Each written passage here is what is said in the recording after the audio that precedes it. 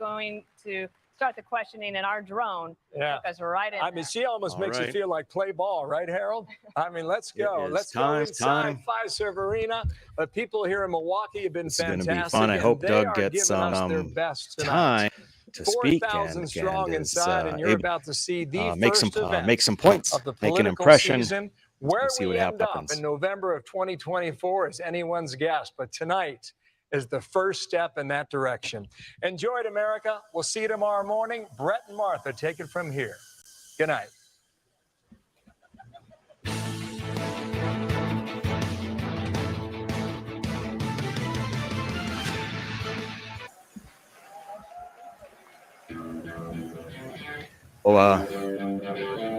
Some call it the Heartland. All right, what we're going to be doing is just in the debate, giving that plenty of time, commenting on what candidates are saying regarding their answers, the policy preferences. Of course, we'll be paying particular to Governor Doug Burgum of North Dakota, taking an assessment whether his answers are harmful to his campaign. So we'll hopping in and out. I will try and knock over any good stuff. But let's have some fun, eh? But it was back to blue by 2020. That election came during an unprecedented year. The country was rife with tension. In the suburbs of Milwaukee, the division seemed deeper than ever. But that was just the beginning. 2 years later, the U.S. Supreme Court struck down Roe versus Wade, leaving the legality of abortion up to the states. In Wisconsin, that meant a nearly total ban. The power of that issue drove Democrats to the polls this year. Now, that new thin liberal majority on the court could have that abortion issue before it again, just as the race for the White House accelerates.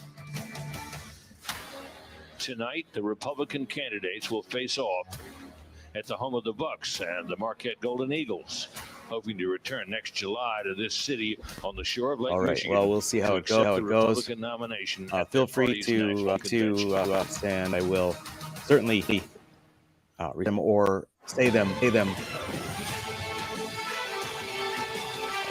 speak them out loud for you, whatever comments you might. All right, exciting. Tonight, the race for the White House takes flight. Welcome to the first debate of the 2024 presidential campaign. I had trialed this beforehand, so I could figure it out. 8 Republican candidates have qualified and have chosen to be here on our debate stage tonight. They are here to lay out their vision for America, the battle as they battle for the GOP nomination. Good evening, everybody. I'm Martha McCallum. And I'm Bret Baier. This is the very same stage on which the Republican choice for president will accept the party's nomination next summer. The 8 contenders are positioned by the order they sit in the polls, with the highest polling candidates in the middle standing center stage. Florida Governor Ron DeSantis. Next, entrepreneur Vivek Ramaswamy. Former Vice President Mike Pence. Former South Carolina Governor Nikki Haley.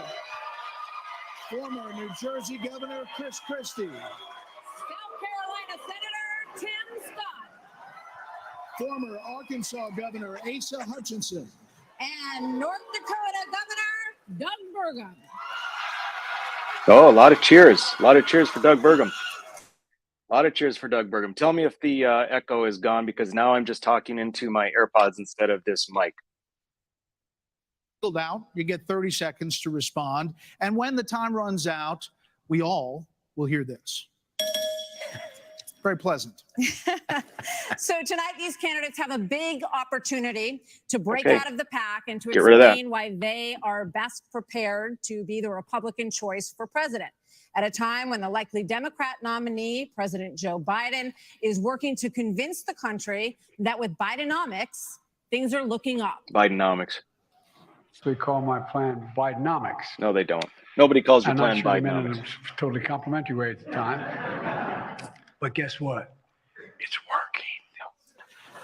But is it?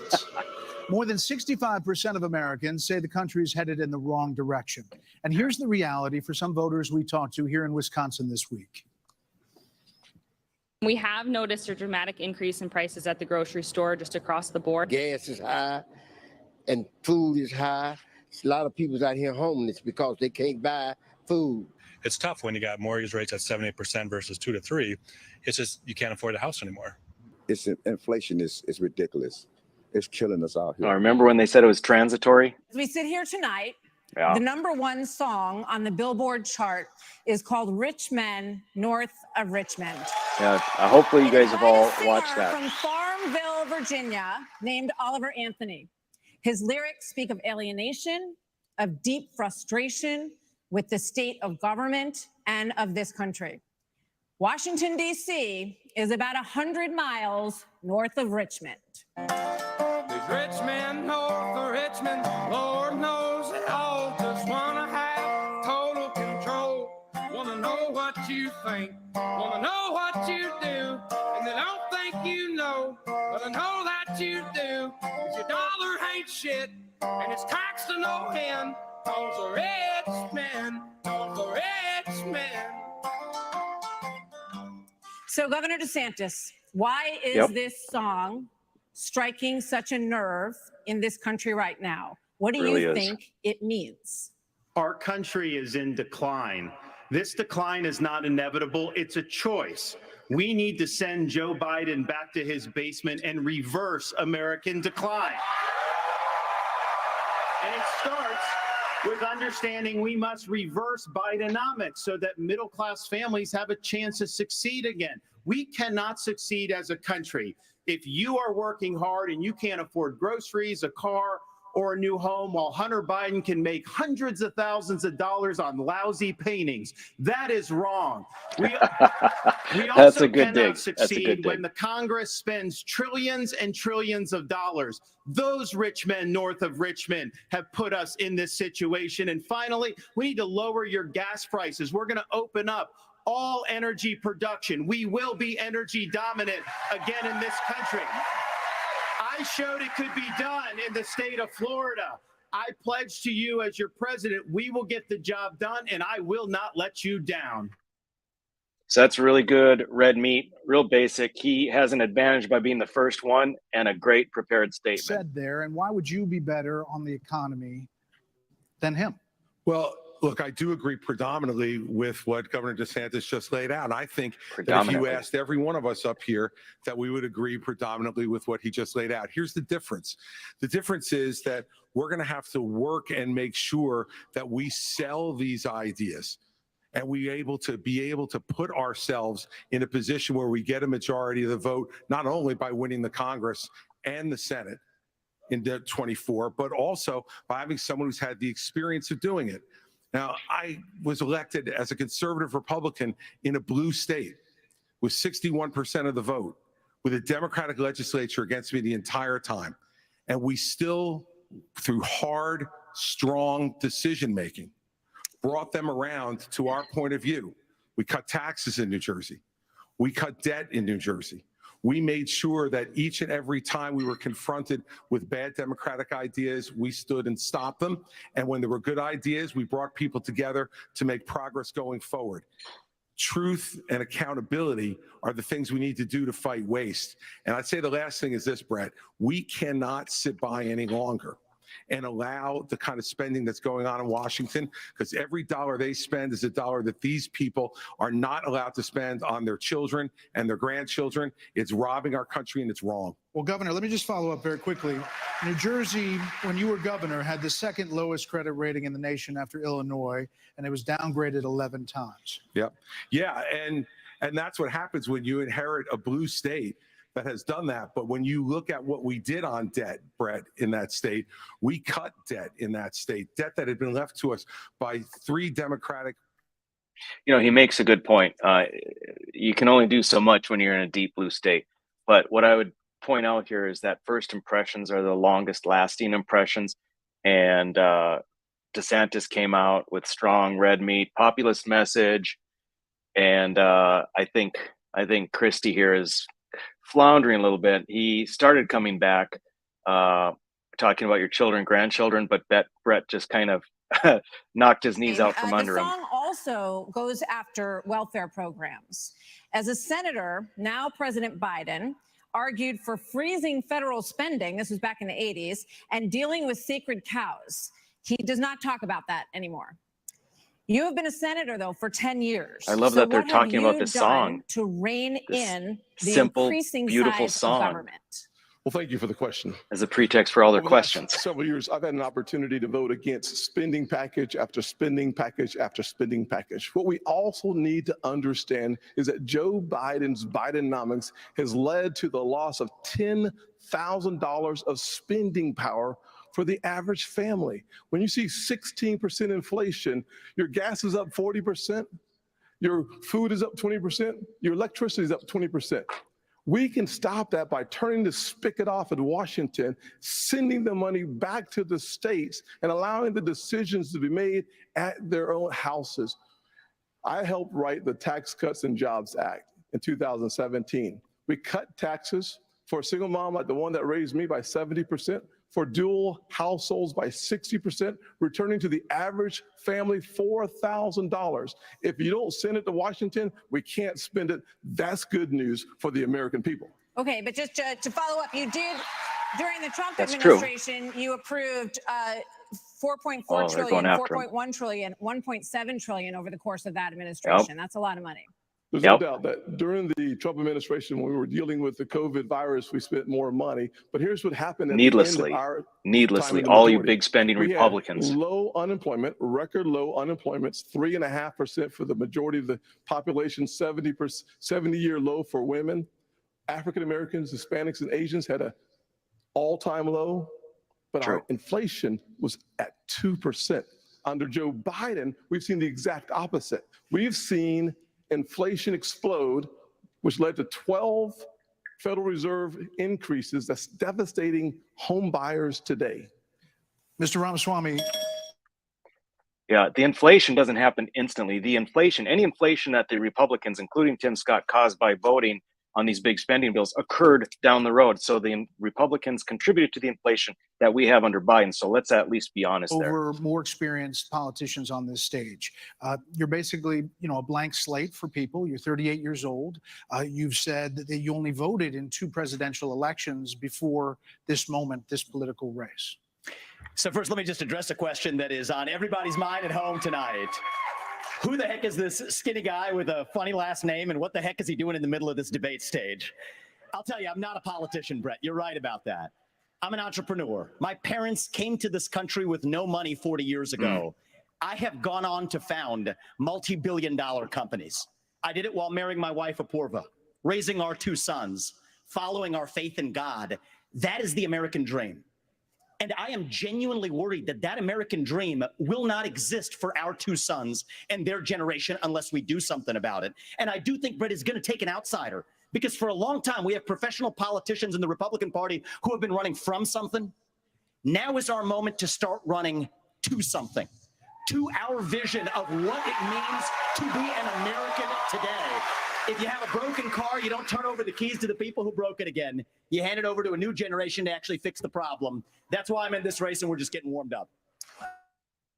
Okay, so Vivek is doing great, as you can tell. He opened up seeming a little bit over-polished and over-scripted, but he moved into, he's got the passion, and he's connecting with people. You can hear that. Entrepreneur nationally right now, he's beating you in the polls. Well, I don't care about polls. What I care about, the fact is that no one is telling the American people You the don't care truth. about polls when The you're not truth is leading that in the Biden polls. didn't do this to us. Our Republicans did this to us too. When they passed that $2.2 trillion Yes. COVID stimulus bill, Yes. they left us with Yes. 90 million Including people on Medicaid, our 2 42 senators. million people on food stamps. No one has told Hoeven you and how Kramer to fix it. I'll voted tell you for how that. to fix Hoeven it. and Kramer. They need to stop the spending. They need to stop the And borrowing. their big spending they need to ways eliminate have contributed to the inflation we've had for the last couple of years. And they need to make Undeniable. sure they understand these are taxpayer dollars. It's not their dollars. And while they're all saying this, you have Ron DeSantis, you've got Tim Scott, you've got Mike Pence. They all voted to raise the debt. And Donald Trump added $8 trillion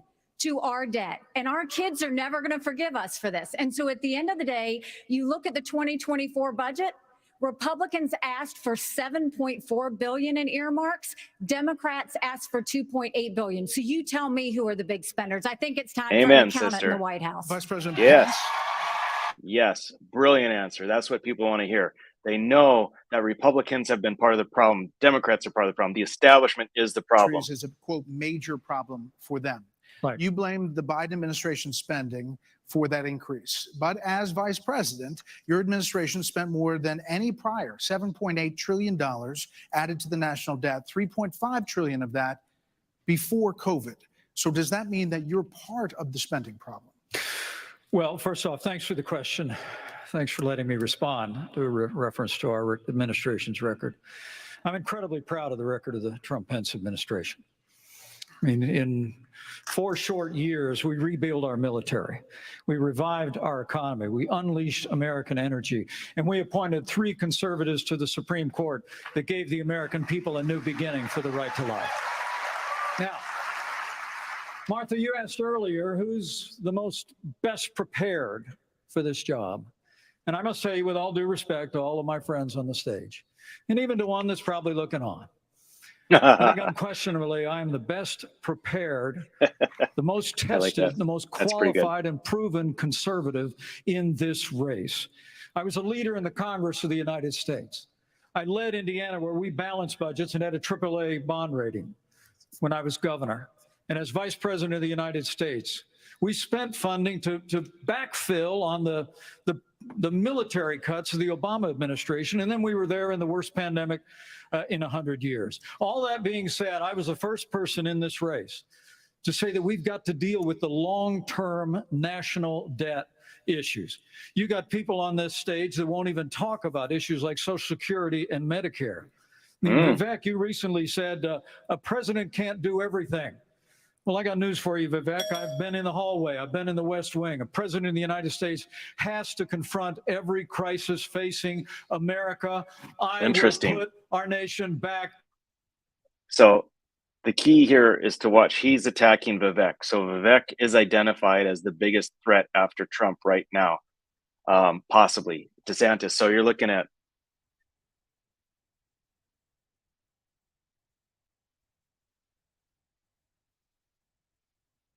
embrace nuclear, put people back to work by no longer paying them more to stay at home, reform the U.S. Fed, stabilize the U.S. dollar, and go to war. The only war that I will declare as U.S. president will be the war on the federal administrative state that is the source of those toxic regulations acting like a wet blanket on the economy. So I'm not sure I exactly understood Mike Pence's comment, but I'll let you all parse that out. For me, it's pretty simple. That's something a U.S. president can do with focus, and I'll deliver on it. Well, let me explain it to you. Vivek, if I can. I'll go slower this time. I sometimes struggle with the reading comprehension. Look, I was a House conservative leader before it was cool. I actually pushed a Deficit Reduction Act. That was the last time we actually reduced the national debt in the United States when I was the leader of House conservatives. I balanced budgets and cut taxes when I was governor. I mean, look, Joe Biden has weakened this country at home and abroad. Now is not the time for on-the-job training. We don't need to bring in a rookie. We don't need to bring in people without experience. We need to bring It's 30 seconds when you have a rebuttal, okay? And you are up, Governor DeSantis. So here's the thing. Why are we in this mess? Part of it, and a major reason, is because how this federal government handled COVID-19 by locking down this economy. It was a mistake. It should have never happened. And in Florida, we led the country out of lockdown. We kept our state free and open. And I can tell you this, as your president, I will never let the deep state bureaucrats lock you down. You don't take somebody like Fauci and coddle him. You bring Fauci in, you sit him down, and you say, Anthony, you are fired.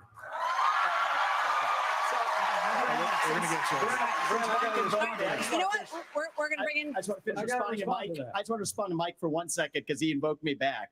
Listen, now that everybody's gotten their memorized, pre-prepared slogans out of the way, we can actually have a real discussion now. The reality and the fact of the matter is... Was that one of yours? Not really, Mike, actually. We're just going to have some fun tonight. And the reality is you have a bunch of people, professional politicians, super PAC puppets, following slogans handed over to them by their 400-page super PACs last week.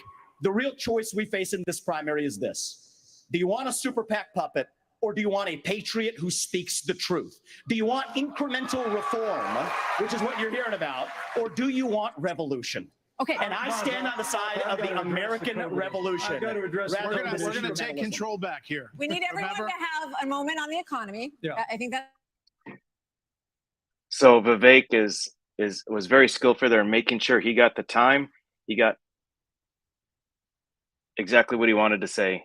And of course, I'm from a town of 300 people. It's a big deal to make it on this 300 stage with people. all these folks. But That's right here on my bingo. But when Cross they that off. were all wishing me well, and I think I took them a little too literally when they said, go to Milwaukee and break a leg. So, but I do want to say on this, we're missing something. We can't just talk about the Biden economy because the economy, energy, and national security are all tied together. We, of course, we're paying too much for our energy in our state. Economy, energy, national country security right now. in that But order. part of the reason why is because the Biden policies on energy. We've got a plan right now, the $1.2 trillion of Green New Deal spending buried in the Inflation Creation Act is something that is just subsidizing China. If we're going to stop buying oil from the Middle East and start buying batteries from China, we're just trading OPEC for Sinopec. And then belatedly, the Biden administration says, no, we're going to put sanctions on Russian oil. Well, we put sanctions on Russian oil. Well, then it's 20% off. Who's buying it? China. So if you buy a battery in this country, you buy a solar panel, it's being produced in a plant in China powered by coal, or it's being powered by oil and gas at 20% off. And every farmer in this country would like to buy diesel at 20% off, just like they're buying it in China. Governor Hutchinson, quickly. I don't. Burgum got some limited time there. He didn't get out much of what he wanted to say, which is too bad. I'm sure he would like to have had a lot stronger statement in the beginning. It's interesting that he's spouting against Biden's green energy subsidies because Burgum also has green energy subsidies. Remember, he's going carbon neutral for North Dakota by 2030. The size of government. We have 14% fewer state employees in Arkansas after I left government than when I took over as governor 8 years ago. I tell that because that's what we need in Washington, D.C. We need somebody who can actually constrain the growth of the federal government, that can actually reduce the size, and I've pledged to reduce by 10% our federal non-defense workforce. That's a specific pledge to make that attacks the administrative state. And let me.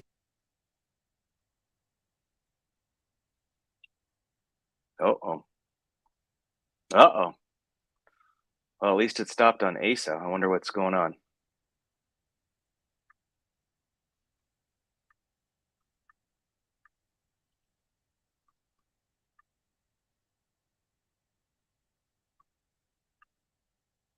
Of our country to be the president of the United States that can lead with positive solutions and be held accountable. Thank you. We have a lot of topics to get to, and I promise we're going to get to I everyone. think Asa, if we play he's within got the rules. Okay, next topic. More than 1,000 people decent are answers, still unaccounted nothing too for inspiring. in Maui after the deadliest U.S. wildfire in more than a century. Hawaii's governor and White House officials said that Doug's climate really going to have to try to change get in. amplified the They're not cost going to of give him human much error. time. He's got to fight for A it. He's got to tropical create storm hit openings. California for the first time in 8. If Burgum doesn't create openings, even if he needs to attack or counter so that he gets that opening against other candidates, he's got to do it. Otherwise, he's in the shadows. He stays in the shadows, and he needs this debate to be solid if he's going to move on. He needs to create something. I don't care what it is. I don't care if he trips on his broken leg and falls down. He must create something. Ideally, he would go after DeSantis a little bit, or Pence, or something. He needs to do something. Climate change. Raise your hand if you do. Look, we're not school children. Let's have the debate. I mean, I'm happy to take it to start. Alexander, so do you want to raise your hand or not? I don't think that's the way to do. So let me just say to Alexander this. First of all, One of the reasons our country's decline is because of the way the corporate media treats Wow. Republicans. So Martha versus wanted Democrats. people to raise their Biden was on hands the if they beach believed while in those human people were caused climate suffering. change. He was asked about it, and he said, "No comment." Are you kidding me? As somebody that's handled disasters in Florida, you got to be activated. You've got to be there. You've got to be present. You've got to be helping people who are doing this. And answer the question. And here's the deal. Let's just answer the question. So actually. is that a yes or is that a yes? Is that a hand raise? You do not. I think it was a hand raise for him, and it's my hands are in my pockets. No, because no, the I climate didn't change raise- I agenda didn't is a raise a hoax. Let us be honest as Republicans. I'm the only person on the stage who isn't bought and paid for, so I can say this. The climate change agenda is a That's just hoax. ridiculous. The climate change agenda is a hoax, and we have to declare independence for it. And the reality is, the anti-carbon agenda is the wet blanket on our economy. And so the reality is, more people are dying of bad climate change policies than they are of actual climate change. Governor Haley, are you bought and paid for? Hold on. in the last century. Listen. I've had enough. Wait, hold on. I've had enough. I've had enough. Oh, here comes already Christy. tonight Of Big a guy Papa. who sounds like ChatGPT standing up here. And the last person in one of these debates, Brett, who stood in the middle of the stage and said, "What's a skinny guy with an odd last name doing up here?" was Barack Obama. And I'm afraid we're dealing with the same type of amateur standing on stage Come tonight. over and give me a hug. Give me a hug just like you did to The Obama. same type of amateur. And you'll help elect me just like you did to Obama, too. Give me that The bear same hug, brother. type of amateur. Hold on. Oh, this is brilliant, you guys. This is brilliant. Would you like to respond? Are you So bought and Brett, paid what I for? would like to say is the fact that I think this is exactly why Margaret Thatcher said, if you want something said, ask a man. If you want something done, ask a woman.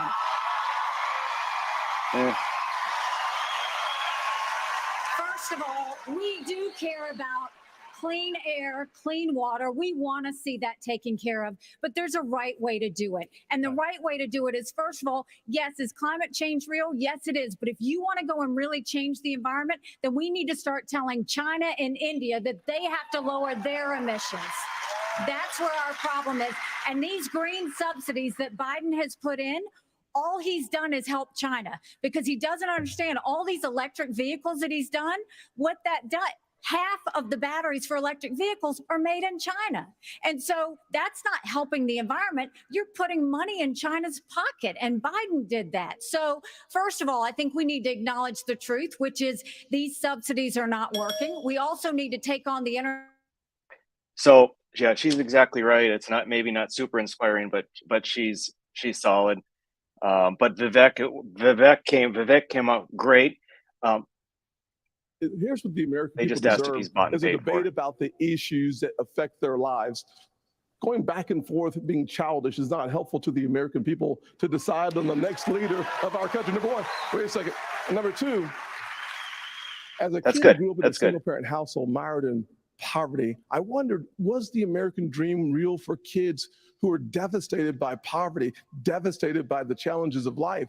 I came to the conclusion that America can do for anyone what she's done for me if we focus on restoring hope, creating opportunities, and protecting America.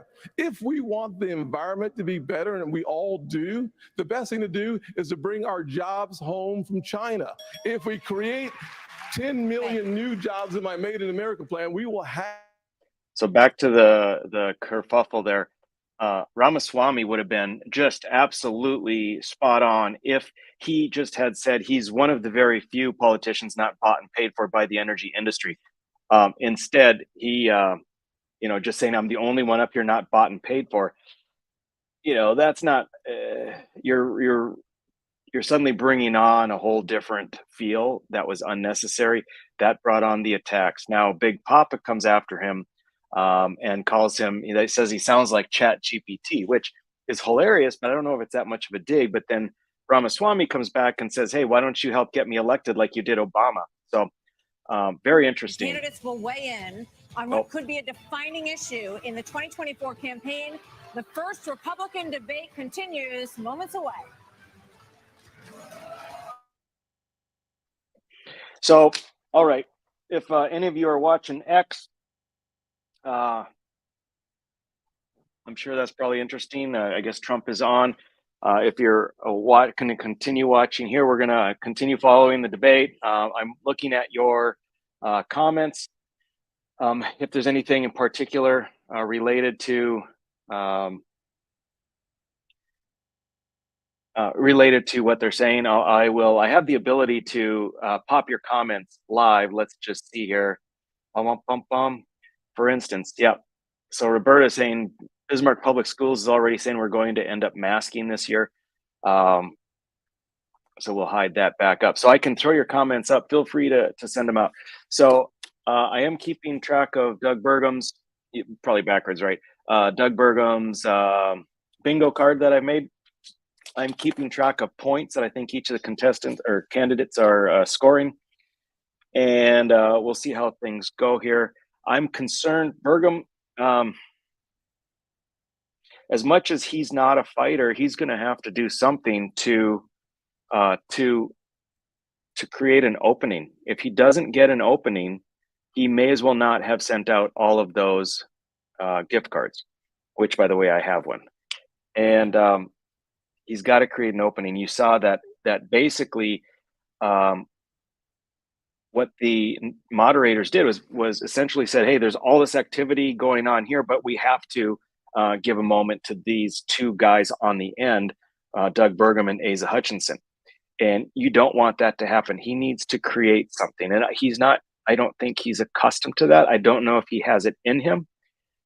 This is not a one-on-one interview. It's not a one-on-one debate. This is like when the bodybuilders are up on stage and they each have to get in front of each other, in front of the judges and do their poses and stuff. Good poses, I know. So let's think about it. What can he do? I mean, he can attack one of them. That's completely not in his nature. He could look for an opening in which he disagrees strongly with any of the other candidates. But here's the question. Does he disagree strongly with any of the positions of any of the other candidates? I don't know the answer to that, but he needs something. I don't know if any of you guys can think of something that he could do to break out and get more than just the absolute bare minimum of time. Let me know. I would. I will. I'd love to know. Dave says, burn that gift card. No, Dave, I'm sending it because if I ever run for another office, the first money to go into my campaign fund is going to be the $20 gift card. That's why I have it. Literally, that's why I have it. Let's see here. Marvin, what did he say? Someone needs to drop the hammer on Doug on energy policy. Yeah, except, here's the thing. No one's going to waste right now. No one's going to waste any of their energy on Doug because he's not a threat.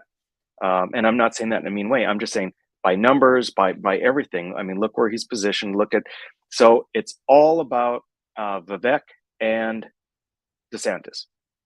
And if you're going to try and even the playing field between the top runners and yourself, you're going to have to attack those guys. No one's going to attack Asa Hutchinson. No one's going to attack Doug Burgum. I don't think anyone's really going to go after Chris Christie because I think everyone thinks he's just there to be the bull in a china shop.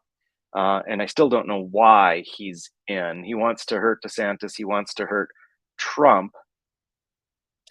Obviously, he doesn't like Vivek. Maybe he's in to help Pence. I have no idea. But if he's in, it seems like he'd be there to help somebody come ahead of Vivek Ramaswamy and Donald Trump. Let's see here. We got a couple comments. Okay, Louser. What does Louser say? He needs to be the first to truly go after this administration, not a soundbite, but 2 minutes of substance. Shift the focus.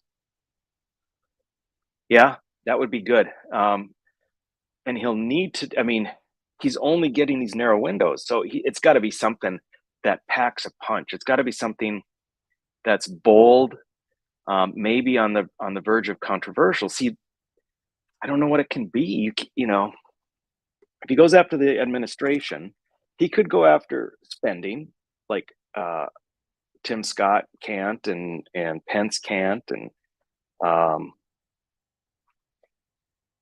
because no one knows North Dakota how much he's been increasing spending, and that he's all about that. He can't go after the whole COVID thing because he sucked in that. I don't know. I don't know what he can do. Oh, energy. Yeah, of course. Right. That's sorry, it started.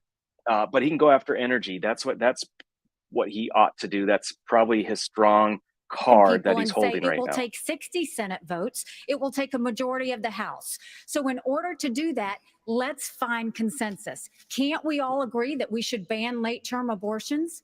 Can't we all agree that we should encourage adoptions? Can't we all agree that doctors and nurses who don't believe in abortion shouldn't have to perform them?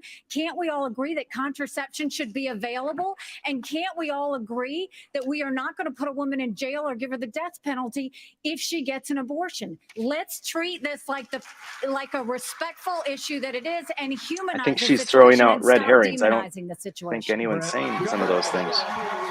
You're not mentioned, Vice President Pence. Governor DeSantis, you signed a 6-week abortion ban Brett's in putting Florida. Pence in his One place. of your biggest financial backers said that you need to, quote, shift to get moderates or you will lose. What do you say to him and others who say politically that is a tough thing to sell nationally?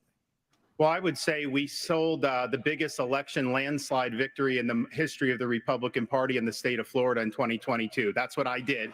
We can win.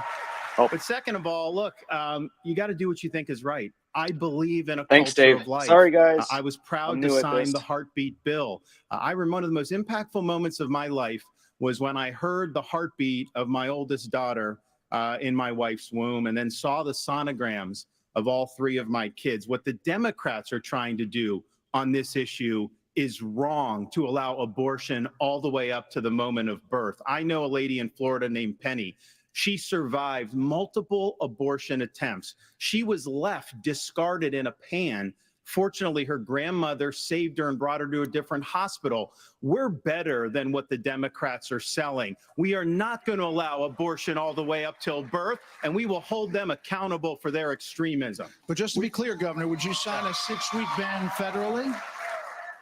I'm going to stand on the side of life. Look, I understand Wisconsin is going to do it different than Texas. I understand Iowa and New Hampshire are going to do different. But I will support the cause of life as governor and as president. Vice President Pence, you're shaking your head. We must have a national. Hold on, Senator. Vice President Pence, you're shaking your head. Well, look, I'm not new to this cause. After I gave my life to Jesus Christ as my Lord and Savior, I opened up the book and I read, "Before I formed you in the womb, I knew you.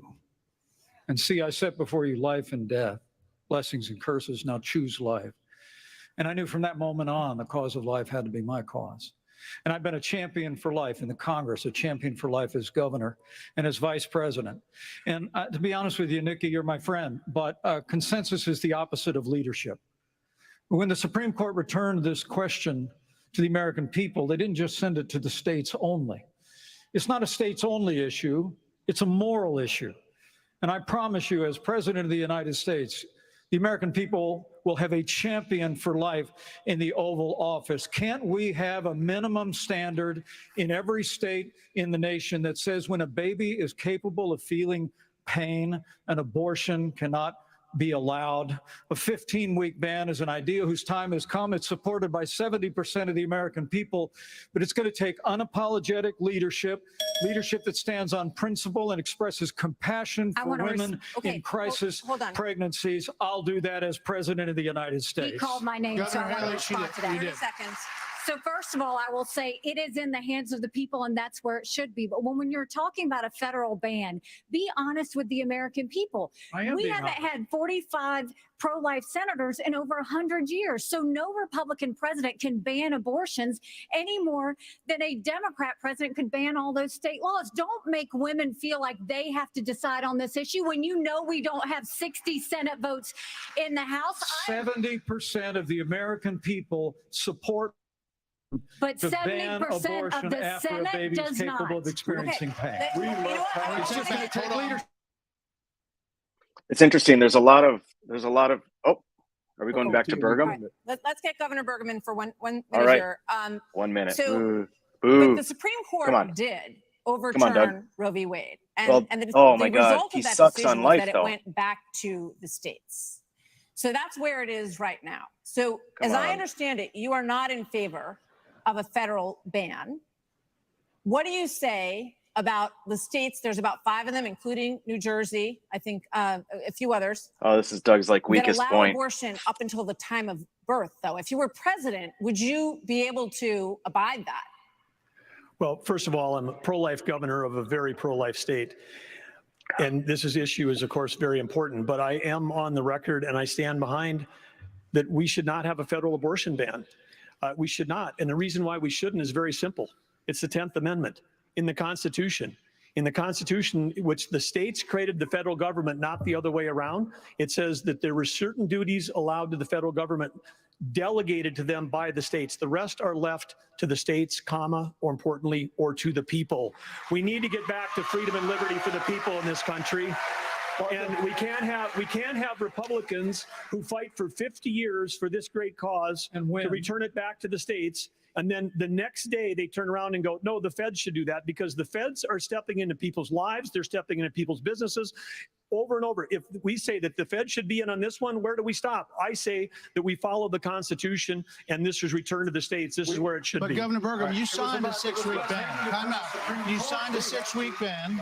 Governor Burgum, you signed a 6-week ban. So you're saying federally, He didn't want to. It's all going to go He to the did not states. want to. Yes, and what is going to work in New York will never work in North Dakota, and vice versa. That's Governor why 50 Asa states. Hutchinson, That's why right here. 50 states. This is too important of an issue that I have to address.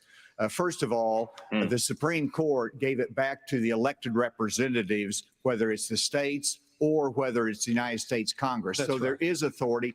And that's why President Biden is pushing for a Democrat proposal, which is, in essence, abortion on demand through the term. So they have their extreme position at a national level. It's most likely going to be addressed in the states, but it's certainly fine for it to be addressed at the national level as well. Arkansas has the record of being the most pro-life state in the nation. I signed 30 pro-life pieces of legislation while I was governor. And every state can determine a different outcome here. And it is the most important issue for women and for the unborn child and for our country that we get this right. You know, so these folks are kind of dancing around a lot. You know, Pence even, they asked about 6 weeks. He's talking about 15 weeks. 2 of the others, they asked about 6 weeks. They talked about not up to the time, up to the day before delivery. So they're dancing around a lot. And then as far as the federal and the Constitution, I will say that this is a different type of issue, because in U.S. code, it is illegal to commit murder. So there is a way to be looking at this without having a federal infringement on states' rights. Wrong. We must have. So Tim Scott is talking about of up to the United day of States birth who again. Advocate and fight for at the minimum a 15-week limit. I am 100% pro-life conservative. I have 100% pro-life record. I got to tell you though, we must fight for life. Our Declaration of Independence says our Creator gave us inalienable rights that include life. That is a list. That is an issue we must solve. We can't leave it to Illinois. We can't leave it to Minnesota. We can't leave it to Illinois. We must solve that issue with a 15-week limit at a minimum. Thank you, Brett, Senator. I think we're all pro-life, but Thank what you. I would love is for someone to ask Biden and Kamala Harris, are they for 38 weeks? Are they for 39 weeks? Are they for 40 weeks? Because that's what the media needs to be asking. All right. Another issue is America and the crime crisis, the homelessness crisis. American cities are in decline. People are moving out. So generally speaking, what we're looking at is the candidates are either in favor of a 15-week ban or they're in favor of having leaving it up to the states like Burgum. Murders in Los Angeles, New York, Chicago, all up 30% between 2019 and 2022. So Homelessness is tell me what you think. Did Burgum score a point or lose a point or stay even on his abortion answer? Please let me know in the comments. how much of what we're seeing happening around this country is a result of those COVID lockdowns? And is your administration in part to blame for how we got here? Well, I think what's in part to blame is the Democrats been talking about defunding the police for the last 5 years. And we ought to be funding law enforcement, particularly in our major cities, at unprecedented levels. I mean, it's extraordinary to think about the violence that's claiming innocent lives literally every week in every major city in this country. And yet Democrats and liberal prosecutors in major metropolitan areas continue to work out their fanciful agendas, to do bail reform and go easy. What we need is strong commitment to law enforcement. We need leadership in Washington, D.C. that'll marshal the resources of the states, marshal the resources of the American people. But let me also say it's about opportunity. I mean, a lot of people don't know that those Trump-Pence tax cuts that we got signed into law go away at the end of 2025 if we don't have a Republican president and a Republican House and a Republican Senate. When I'm president of the United States, we're actually going to cut taxes further. We're going to extend those tax cuts, and we're going to close the Federal Department of Education, block grant all that funding back to the states with a growing economy and educational choice and law enforcement. We will bring our cities back. Governor Christie, Cutting the Department of Education. Beautiful. Love it. I'm going to give him +1. Kids. 30 shootings, number of them including kids. In school shootings around the country. Democrats blame this crisis on easy access to guns. They also blame Republicans for blocking gun control legislation. What would President Christie do? You know, I'm proud of the fact, Brett, that I'm the only person along with Governor Hutchinson up on this stage who's actually running United States Attorney's Office. I ran the 5th largest office in America in a state where there is significant urban crime. And the problem is not going to be solved by more money.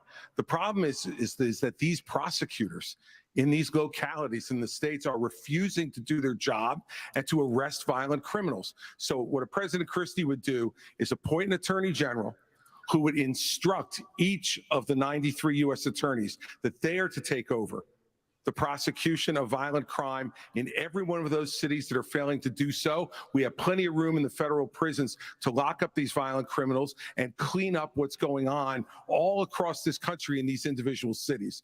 Secondly, what we need to make sure that Christie's really losing me. I don't even know. Like, I'm hearing the laws apply to everybody. And blah, blah, blah. Biden fills out a fake application, a false application for a gun permit, and then is facing a 10-year mandatory minimum, which was mandated by legislation sponsored by his father. And then you have a Justice Department that walks away from those charges. We're telling people that the law doesn't apply to everybody. In a Christie administration, he would go to jail. He had golden opportunity. He had time there. What did he say, folks? He lost an opportunity. Crime wave in this country, and we know how to fix it. The question is, do we actually have the spine to do it? More cops in the streets who are on the streets able to do their jobs without looking over their shoulder for getting sued. And we also have a mental health epidemic in this country. Just over the same period that we have closed mental health institutions, we have seen a spike in violent crime. Do we have the spine to bring them back? I think we should. As president, I will. But it's not just drugging up people in those psychiatric institutions with Zoloft and Seroquel. It's a deeper issue. I think faith-based approaches can play a role here too. We're in the middle of a national identity crisis. And I say this as a member of my generation. The problem in our country right now, the reason we have that mental health epidemic, is that people are so hungry for purpose and meaning at a time when family, faith, patriotism, hard work have all disappeared. What we really need is a tonal reset from the top, saying that this is what it means to be an American. Yes, we will stand for the rule of law. Yes, we will close the southern border where criminals are coming in every day. And yes, we will back law enforcement because we remember who we really are. And that's also how we address that mental health epidemic in the next generation that is directly leading to violent crime across this country. Governor DeSantis, really quickly. Governor DeSantis. Beautiful, beautiful answer. We have lost our purpose. We have lost our identity. The American people are the most faith-filled, freedom-loving, idealistic, hardworking people the world has ever known. We just need government as good as our people. Well, Mike, I think the difference is you might have some others like you may have on the stage. It's Morning in America speech. It is not Morning in America. We live in a dark moment, and we have to confront the fact that we're in an internal sort of cold cultural civil You war. are And we have to equating the recognize American that in people order with to the actually failed win. government in Washington, D.C. We just need government as good as our people again. So, Governor let me DeSantis, just Governor finish DeSantis, addressing I that wanna slogan weigh because in I don't know here. what that slogan Brett, means. Mark, We I need to want you shut to down weigh the in, Governor administrative DeSantis. state. And Mark, that's actually how we translate. Crime Brett, has been Mark, on the rise in Florida, Governor DeSantis. I love that. I don't even know what that slogan means. 50-year low Not in in- Florida. not in Miami. We're happy with that. Well, the statewide, it's a 50-year low. And so here's the thing. These hollowed out cities, this is a symptom of America's decline. And one of the biggest reasons is because you have George Soros funding these radical left-wing district attorneys. They get into office and they say they're not going to prosecute crimes they disagree with. The inmates start running the asylum. There's one guy in this entire country that's ever done anything about that. Me. When we had two of these district attorneys in Florida elected with Soros funding who said they wouldn't do their job, I removed them from their posts. They are gone. And as president, that's what we are want gonna is go accountability. after all of these people because they are hurting the quality of life and they are victimizing innocent people in every corner of this country, and it will stop when I get into office. Okay, one more. Beautiful, beautiful. That is so beautiful. People desperately want accountability. That's what he just talked about right there. problems we're having in big cities. Nobody ever asked the question of what about the crime wave in small towns? Because in a small town, neighbors help neighbors. Oh, People neighbor help understand neighbor. each other. If a farmer gets sick, everybody comes together and helps them get the crop off. There's accountability. There's transparency. One thing that I think this country could use is somebody in the White House that understands small town values, because that's our road back to get this country on track again. Small town. Governor Hutchinson. Neighbors help As neighbors. former head of the DEA, I understand the drug crisis in America. And right now, I keep talking over Asa Hutchinson. So if any of you are really looking for what he's saying, I apologize. Doug had a decent answer, I guess. Boy, it's hard for him to break out. Such a small amount of speaking time.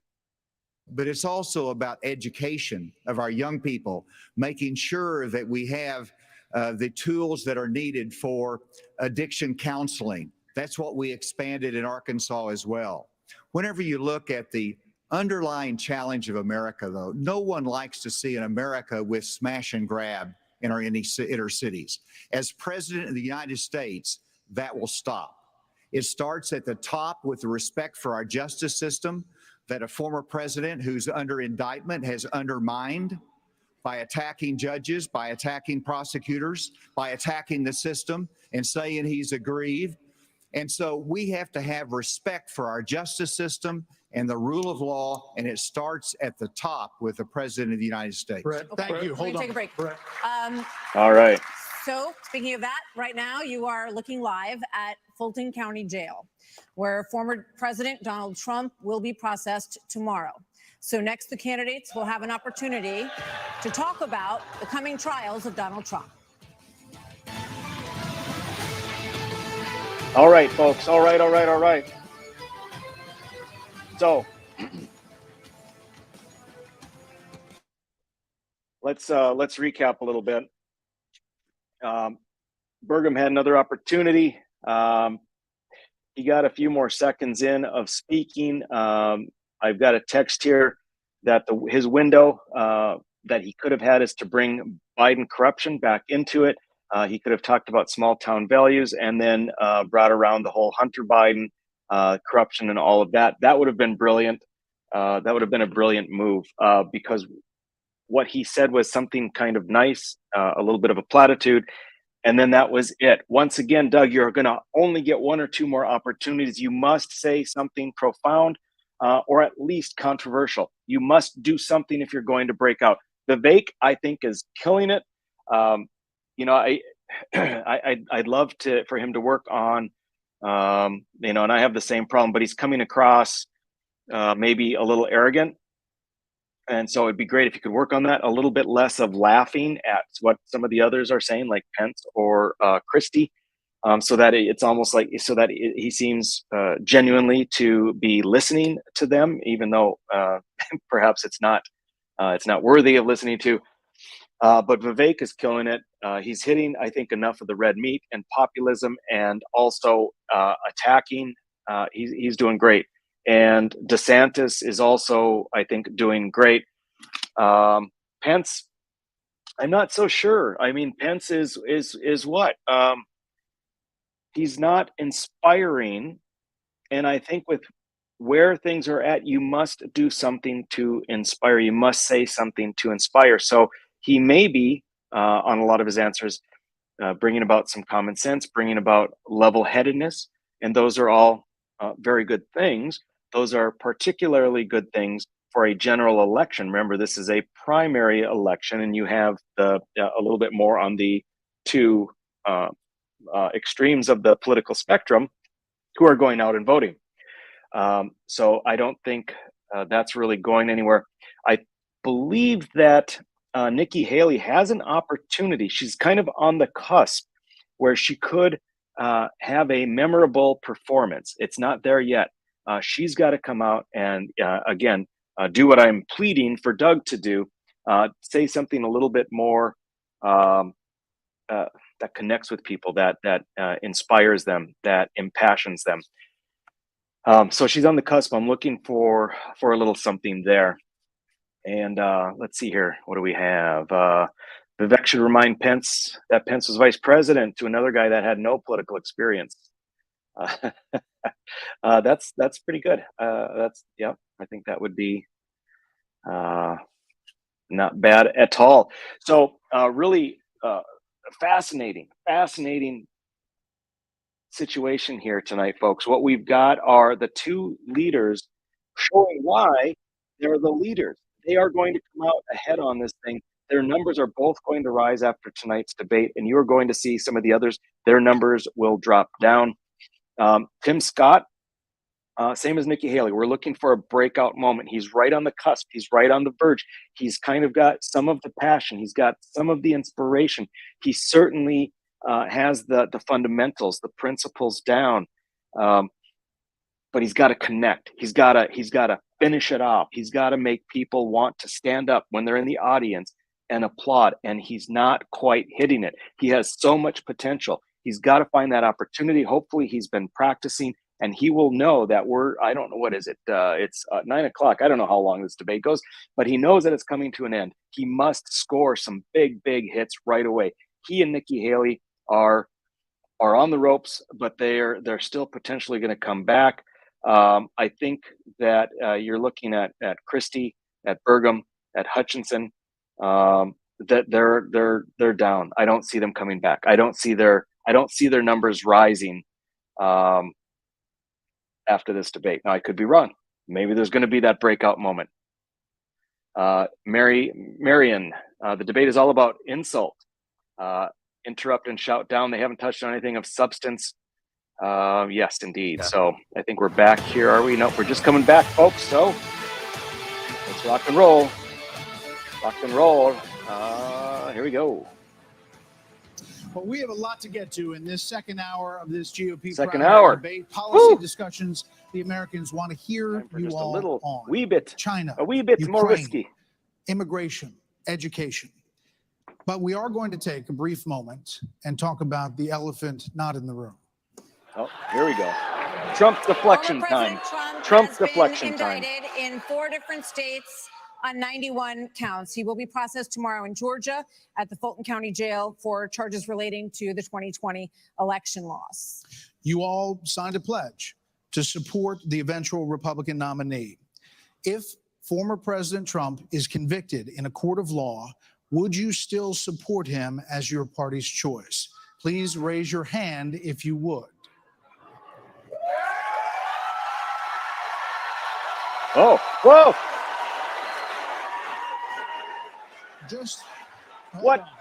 Wait, what the hell is that? Governor Christie, you were kind of late to the game there, but you raised your hand. No, I'm doing this. Look, I'm doing this. And I know you didn't. Whoa. No, what's the look? Here's the bottom line. Someone's got to stop normalizing this conduct. Okay? Now, whether or not you believe that the criminal charges are right or wrong. The conduct is beneath the office of President of the United States. And you know, this is the great thing about this country. Booing is allowed, but it doesn't change the truth. It doesn't change the truth. Yes, I love it. I love it. Get in and respond. Let's just speak the truth, okay? President Trump, I believe, was the best president of the 21st century. It's a fact. And Chris Christie, I did not know Vivek was going to say that. Your claim that Donald Trump is motivated by vengeance and grievance would be a lot more credible if your entire campaign were not based on vengeance and grievance against one man.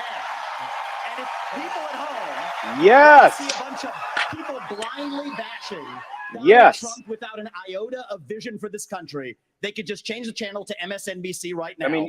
But I'm not running for president of MSNBC.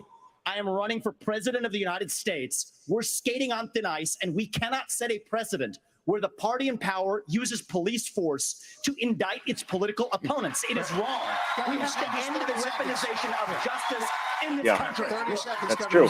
That is 100% true. 100% true. You make me laugh because you sit here in an answer. You sit here in an answer. Big Papa going down. Big Papa going down, down, down, down. You sit here in an answer. Go ahead, Governor Christie. Hold on, Governor Christie. Hold on. Well, so listen, the more time we spend doing this, the less time they can talk about issues you want to talk about. So let's just get through this section. Governor Christie. You sit here talking about how you want to stand up for the rule of law. Yes. And law and order. And the fact is that it can't be selective. In your book, you had much different things to say about Donald Trump than you're saying here tonight.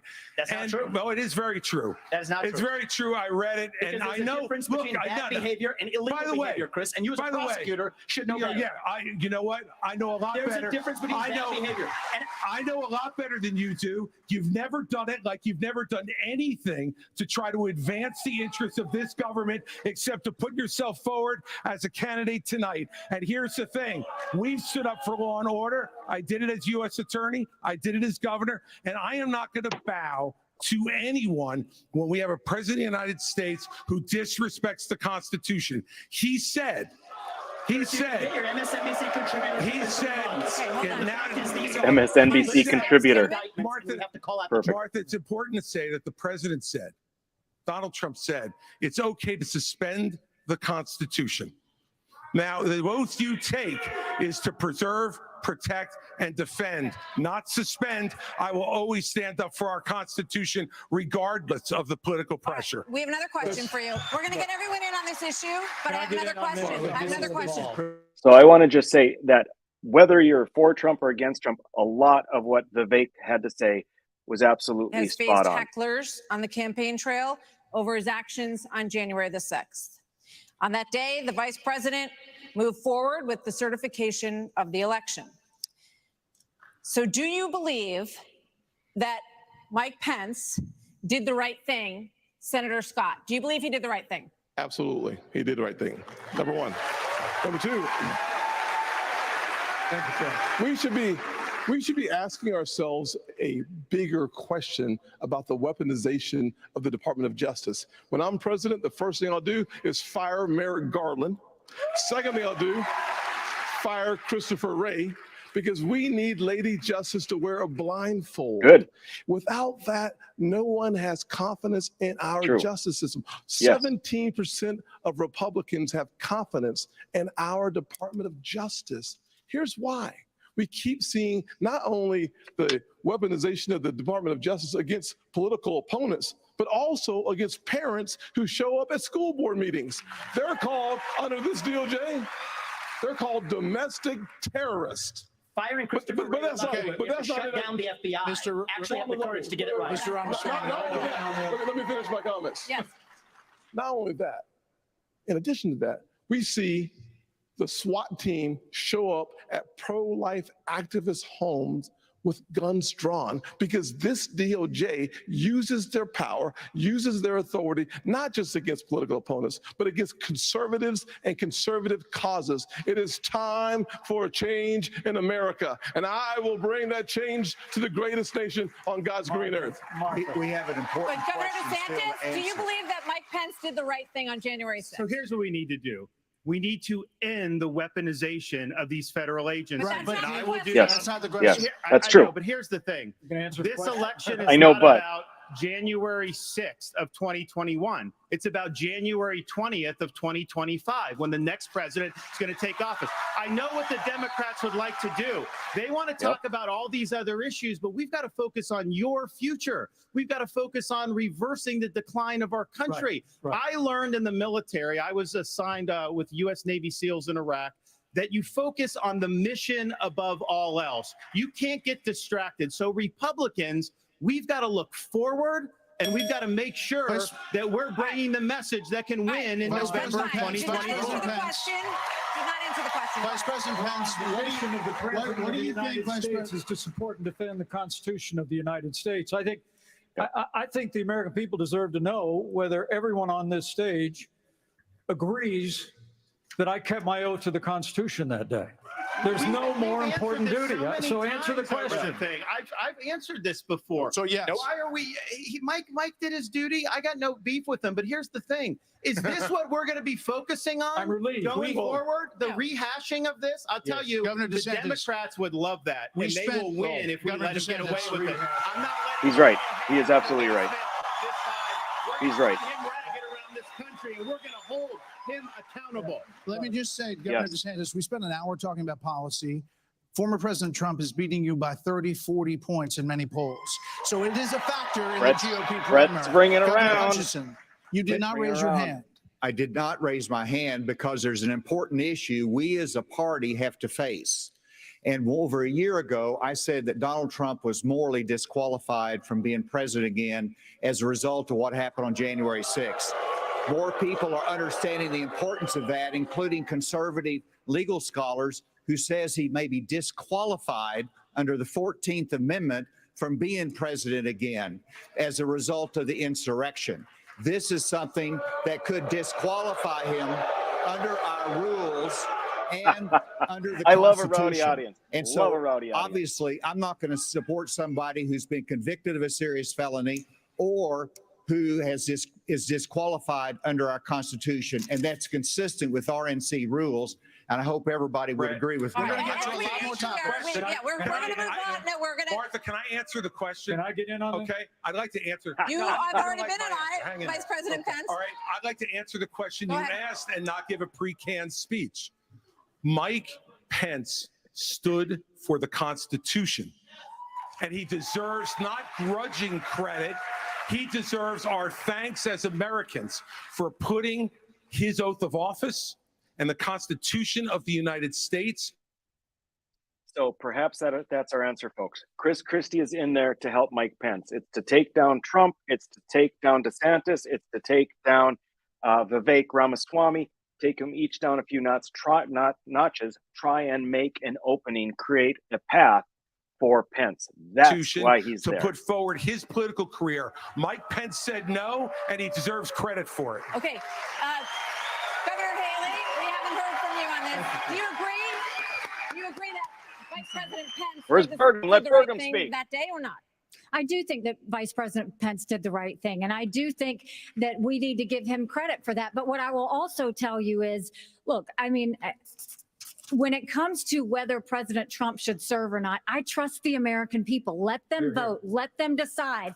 But Hear, what hear. they will tell you is that it is time for a new generational conservative leader. We have to look at the fact that 3/4 of Americans don't want a rematch between Trump and Biden. Oh my And God. we have to face the fact that Trump is the most disliked least politician in 3/4. America. We can't win a general election that way. Governor Burgum? Governor Burgum? It's Governor Kennedy. Happy Burgum. to answer the question. Mike Pence did the right thing on January 6th.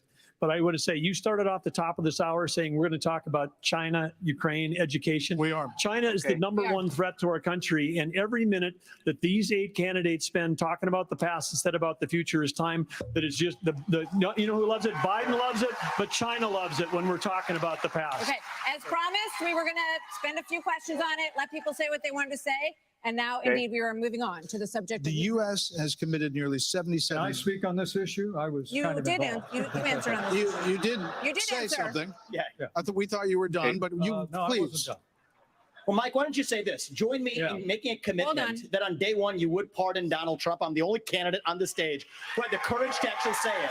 That is how we move. How can you say you're going to pardon him when you don't know what you're pardoning him for? I'm just saying, logically, you should be able to make it logically and legally, what are you pardoning? What's the difference between you and No, me? I assume that you know that a lot of the allegations are, when I was and governor maybe of you the feel state of Indiana, it confident on usually some of follows those the allegations, finding but you of don't, guilt and contrition. you don't have by the evidence individual yet. that's So I been think it's convicted. premature So, look, if I'm to say you're president of the going to United pardon States, we'll somebody. give fair consideration and In fact, pardon request. But if I'm at Vivek, on another interview, specifically said that you cannot know if you're going to pardon someone in the future when you don't know the facts because the case hasn't been fully vetted. It has not gone through the system.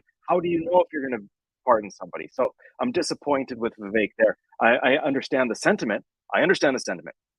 But if you're going to be the logical and intelligent but passionate candidate, you got to stick with it. But I also made it to my Heavenly Father. Every day for 4 years, I sought to keep that oath. And everyone on this stage needs to make it clear whether or not they'll do the same if they earn this job and the confidence of the American people. Now, look, I've made it clear. I had hoped that the issues surrounding the 2020 election and the controversies around January 6th had not come to this, had not come to criminal proceedings. I would rather they had been resolved by the American people and the American people alone. But no one's above the law. And President Trump is entitled to the presumption of innocence that every American is entitled to. And we will make sure and extend that to him. But the American people deserve to know that the president asked me in his request that I reject or return votes unilaterally, power that no vice president in American history had ever exercised or taken. He asked me to put him over the Constitution. And I chose the Constitution, and I always will. I had no right to overturn the election, and Kamala Harris will have no right to overturn the election when we beat them in 2024. Thank you, Vice President Pence. It's interesting because he's wanting to really slow it down and take his time, and he wants to sound presidential. And this first debate is a difficult time to do that. I think he's making it work, but he doesn't really have the answers that people want to hear. Of that, the specifics of that plan, is there anyone on stage who would not support the increase of more funding to Ukraine? We would not support it. Europe needs to step up. I mean, I would have Europe step up and do Look at Vivek. Vivek's the only one. He's like, loud and proud, brother, loud and proud. No more funding to Ukraine. Governor DeSantis? I will have Europe pull their weight. Right now, they're not doing that. Would not support and I think more we need funding? to do, and I think our support should be What's with those contingent fingers? on Is that them Vivek? doing it. It is And I would Vivek. have support in China Oh, to be don't able be to cocky, take, Vivek. Don't be China, cocky. and do what we need to do with China. Mr. Ramaswamy, you would not support an increase of funding to So Ukraine. Vivek is I would showing that not. his finger And I is in the think this is wind. disastrous. That Ron is We not. are protecting against an invasion across somebody else's border when we should use those same military resources to prevent across the invasion of our own southern border here in the Yes. United States of America. We Yes. are driving Russia Yes. further into Yes. China's hands. The Russia-China alliance is the single greatest threat we face. And I find it offensive that we have professional politicians on the stage that will make a pilgrimage to Kyiv, to their Pope, Zelensky, without doing the same thing for people in Maui or the south side of Chicago all right, or Brett, Kensington. I'm I think that we have to put the in. interests of Americans first. He was referring- Secure our own border instead of somebody else's. He was referring- And the reality is, this is also how we project strength And he by says making we're America using strong soundbite? at home. Thank you. All right, we We're heard, gonna go- heard the names. let's- Governor let's Christie go to- first. All right, Yeah. look, I did go to Ukraine, and I went to Ukraine because I wanted to see for myself what Vladimir Putin's army was doing to the free Ukrainian people.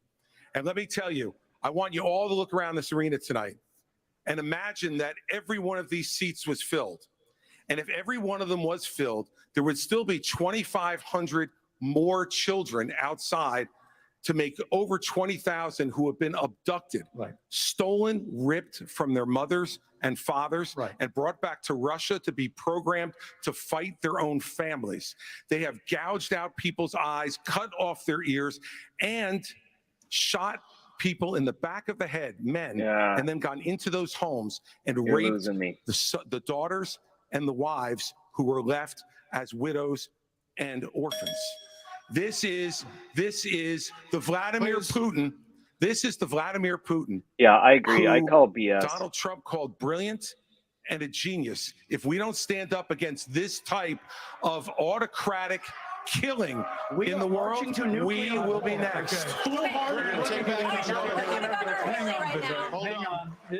Okay, let's go to Haley because she is typically a Vice President hawk. Pence was She mentioned. likes You get 30 seconds. foreign Yeah, intervention let me much be more clear. than Anybody some that of the thinks that others. we She can't is solve the problems a here in the neocon. United Oh, States I guess and Pence. be the leader of the free world has a pretty small view of the greatest nation on earth. That is incorrect. We can do both, Vivek. We've done both. We've been the leader of the free world and the arsenal of democracy for years. The Reagan Doctrine years ago made it clear. We said, if you're willing to fight the communists on your soil, we'll give you the means to fight them there so our troops don't have to fight them. Vivek, if we do the giveaway that you want to give to Putin to give him his land, it's not going to be too long before he rolls across a NATO border. And frankly, our men and women of our armed forces are going to have to go and fight him. I want to let the Ukrainians fight and drive Putin and the Russians back out into Russia. I want to just So our briefly troops address aren't gonna have Pence. to make that Vice fight. President Pence. I have a newsflash. The USSR does not exist anymore. It fell back in 1990. Did I say the real USSR? threat? You talked about the communists, and the real communists that we have to Do address you right not now have any is China. idea what I let Vladimir Putin's aims you are? already spoke. Now I actually China. have something to say. Vladimir 30 Putin has been saying he wants to reestablish the old Soviet Make sphere him quit, of Vivek. influence. Make him Vice quit. Vice Now, if you President think, Pence, I'm sorry if I Make him insulted quit. him by calling him a communist. He is a Make him quit. dictator Talk and a over him. You have to. murderer, He's taking your and time. the United States of America needs to stand against authoritarianism. right. especially Mr. with Ramaswamy, Putin. 30 Briefly seconds. respond. The real threat we face today is communist China. And Yes, we are that's driving true. Russia further 100%. into China's arms. The Also Russia-China true. military alliance is the single greatest threat we face. Okay. Nobody in either political party is talking I about want it. everybody And to I am listen. the Vice only President, we appreciate your non-neocon on this activeness. stage. But keep us out of war. Mr. Vice President, we can't hear. Mr. Vice Is President, to give Russia Mr. Vice everything President. they've got. Mr. Vice President, Give them a promise that Ukraine will never be in NATO. Pence is going and down. then somehow Mr. Vice He's President. losing China points. will not think about taking Taiwan. We achieve peace through strength. Mr. Vice And President. America needs to stand for freedom. Okay, here we go. I think we need to When- reestablish some what- ground rules When here, we folks. hear this bell, Yes. that means your time's We're done. done. So, Mr. Vice President, we appreciate your aggressiveness here. 30 seconds is 30 seconds. Mr. Ramaswamy, you were mentioned. You get 30 seconds. So the reality is, Oh, they're giving him that another. Today, Ukraine is not Whoa. a priority for the United States of America. And I think that the same people who took us into the Iraq War, the same people who took us into the Vietnam War, you cannot end it. You cannot start another no-win war. And I do not want to get to the point where we're Yes. sending our military resources abroad when we could be better using them here at home to protect our own borders, protect the homeland. All right. That will be my top priority. Yes. of I foreign think we policy. gave you Protect more this than the 30 homeland. seconds in the rebut. So I do want to get to some other people because everybody, we respect everybody's time here. Okay, So get Bergam. Come on, Governor Bergam. Haley, you did not raise your hand, meaning that you would support more funding for the Ukraine war. You have Yes. said of Governor DeSantis that you didn't appreciate it when he initially called it a territorial dispute. Why? First of all, the American president needs to have moral clarity. They need to know the difference between right and wrong. They need to know the difference between good and evil.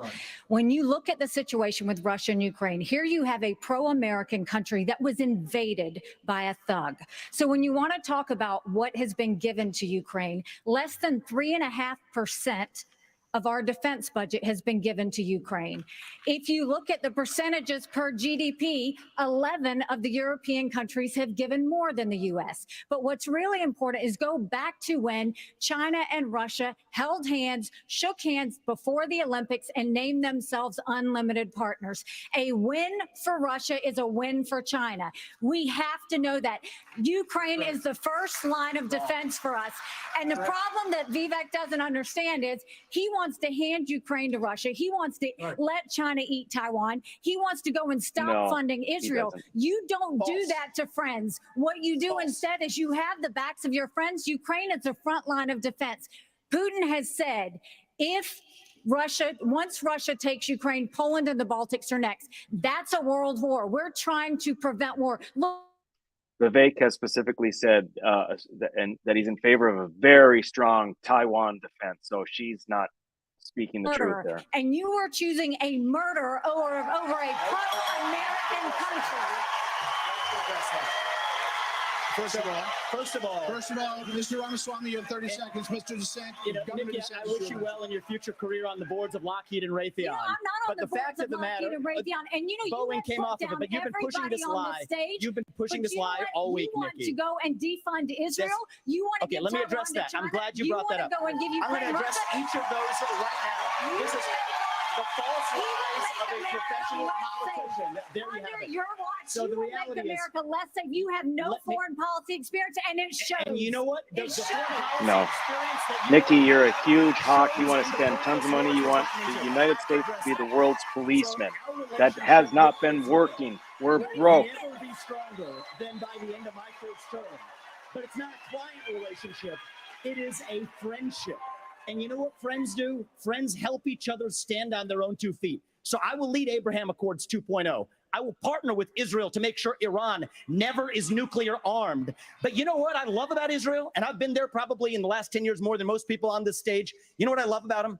I love their border policies. I love their tough on crime policies. Yes, I love that true. they have a national identity and an iron dome to protect their homeland. And so, yes, I want to learn from the friends that we're supporting.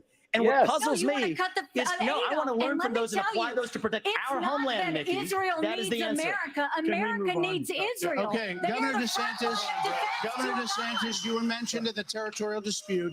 Not only no, it's not a territorial dispute President either. of the United States, your first obligation is to defend our country and its people. And that means you're sending all this money, but you're not doing what we need to do to secure our own border. We have tens of thousands of people who are being killed because we're not handling both. And so I am going to declare it a national emergency. I'm not going to send troops to Ukraine, but I am going to send them to our southern border. When these drug pushers are bringing fentanyl across the border, that's going to be the last thing they do. We're going to use force, and we're going to leave them stone cold dead. We're actually going to move on to China. We're going to talk about China. Okay. Governor Burgum. China has the biggest navy in the world, the biggest army in the world. Now they have warships off the coast of Alaska. They are threatening Taiwan. In coming years, China will have 1,500 nuclear warheads, it's believed. The U.S. just arrested 2 sailors accused of spying for China within our military. So the question is, how would you deter China as a president, Burgum?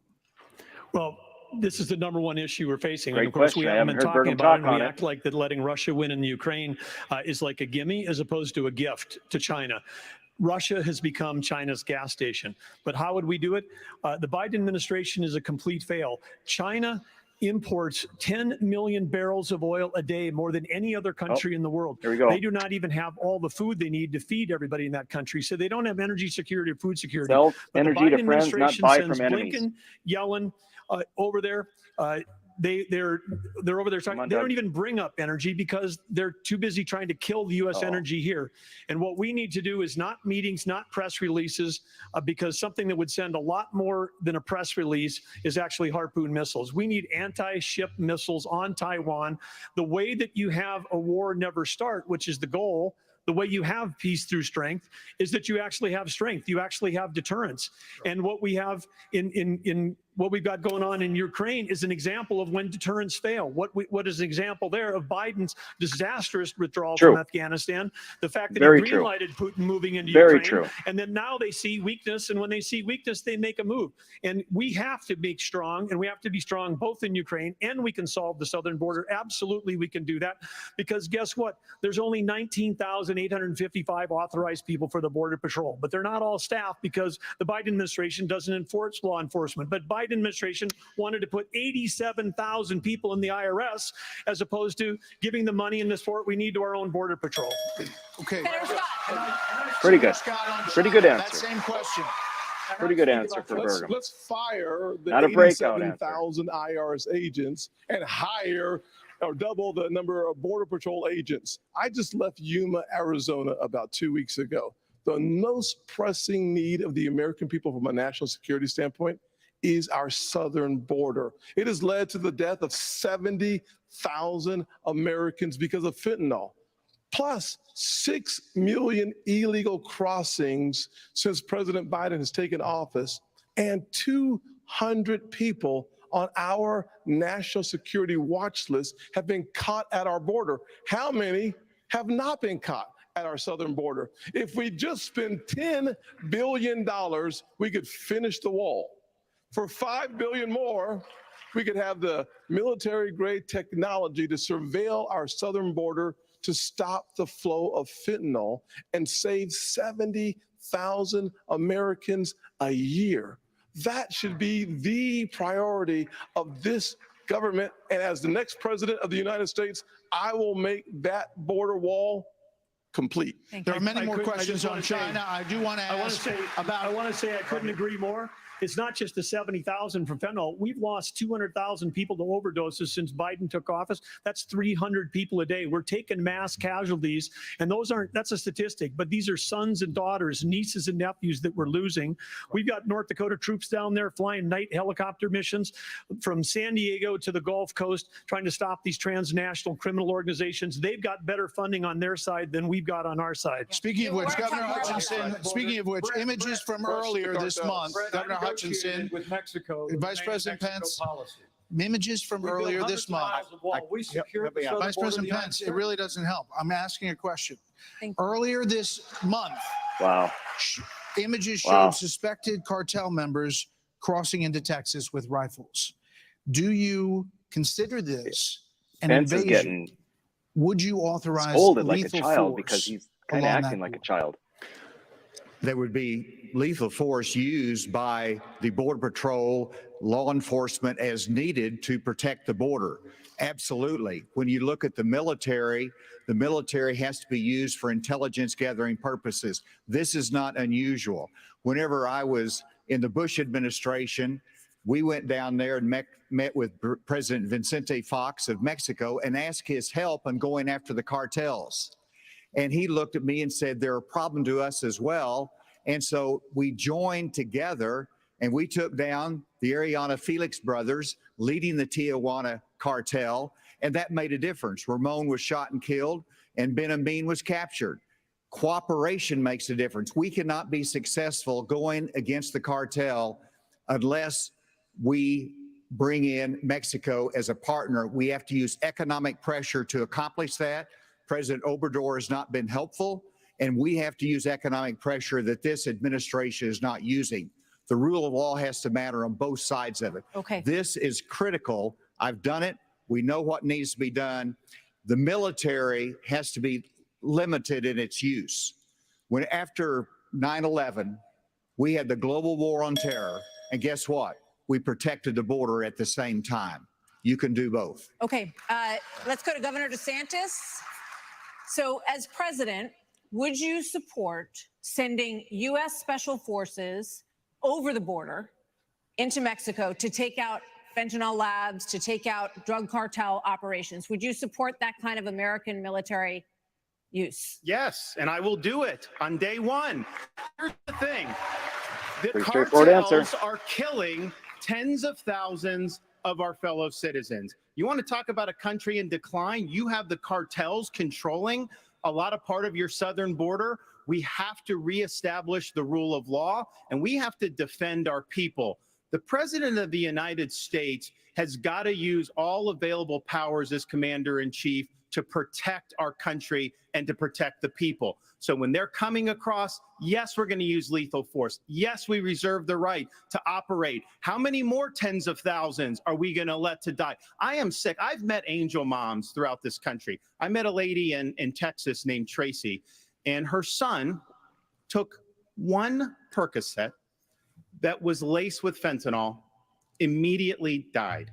That is happening all across this country because of the poison that they are bringing in. So as president, would I use force? Would I treat them as foreign terrorist organizations? You're darn right I would. You know, Vice President Pence, why would you be better at this issue than Governor DeSantis? Governor DeSantis on the campaign trail refers to your administration as not finishing the wall. Right. Look, we secured the southern border of the United States of America and reduced illegal immigration and asylum abuse by 90%. When Joe Biden took over, he threw open the southern border of the United States, and the wave of humanity, the wave of fentanyl that's been eloquently described here is a wave of human tragedy across this country. But Martha, you began this evening talking about who is best prepared to be the next president of the United States. And I have to tell you, with all humility, I was there when we negotiated through the government shutdown and got the funding available to build the wall. Uh-oh. Let's take a look. What's going on?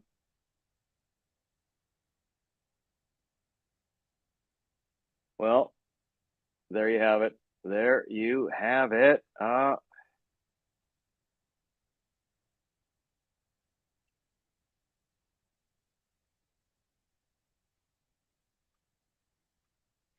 All right. Well, I tell you what, it is 9:30. We've got a half hour left. I'm not so sure I'm going to be able to get this on. I'm going to keep trying for a couple of minutes. But we may be having some difficulty. May indeed. Refresh your browser. Sorry, folks.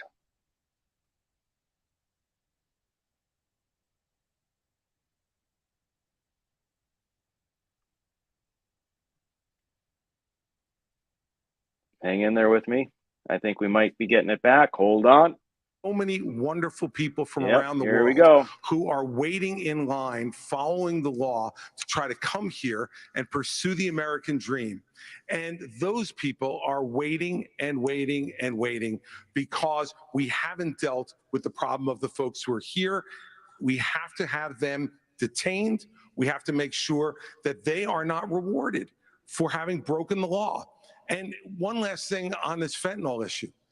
With China, we can't take our eye off of that ball. Right. Yes, it's important that we secure the border. Very important, as I just said. But China is sending these chemicals to these drug cartels for them to create the fentanyl that is killing hundreds of thousands of our citizens. The Chinese are engaging in an act of war against us, killing our citizens. We better make that priority one in our conversations with China and to try to straighten that relationship out, because if we don't, we're going to lose more and more of our citizens. I just want to clarify, would you send those people back? Of course. You'd have to. We have a lot of issues Oh, that there's Americans at least care he's got about. an Next up, honest, we're going to straightforward talk answer. about the crisis in education, as millions of American children are not proficient in reading or math. After this.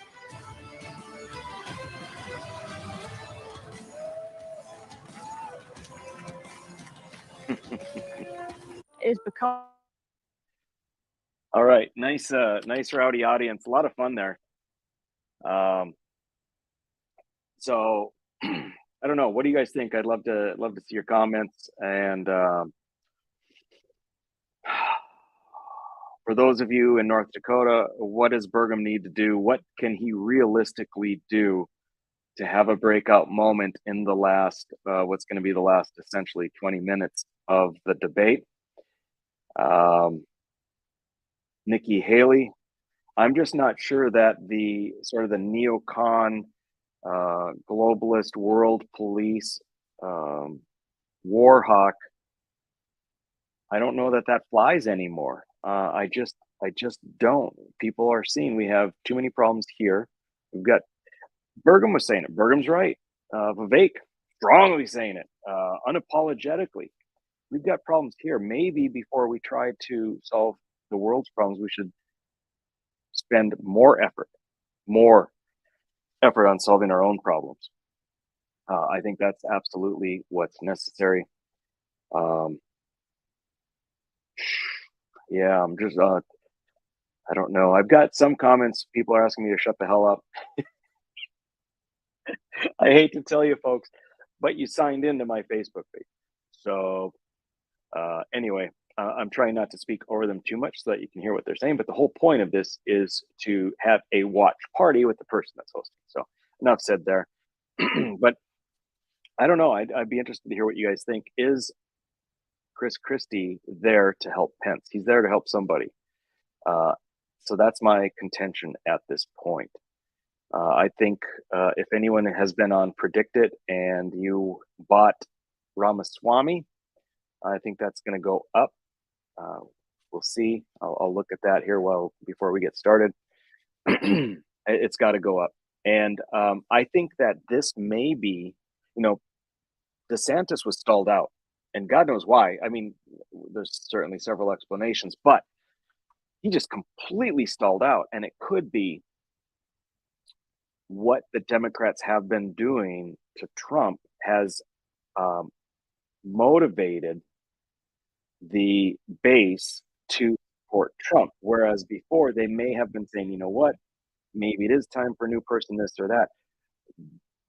The fact that we've got this dual system, this double standard, have really, I think, reinforced people's feelings for Trump, in favor of Trump, wanting to protect Trump, stand by Trump, defend Trump against these unwarranted attacks. And this, again, in the mind of a significant portion of the base.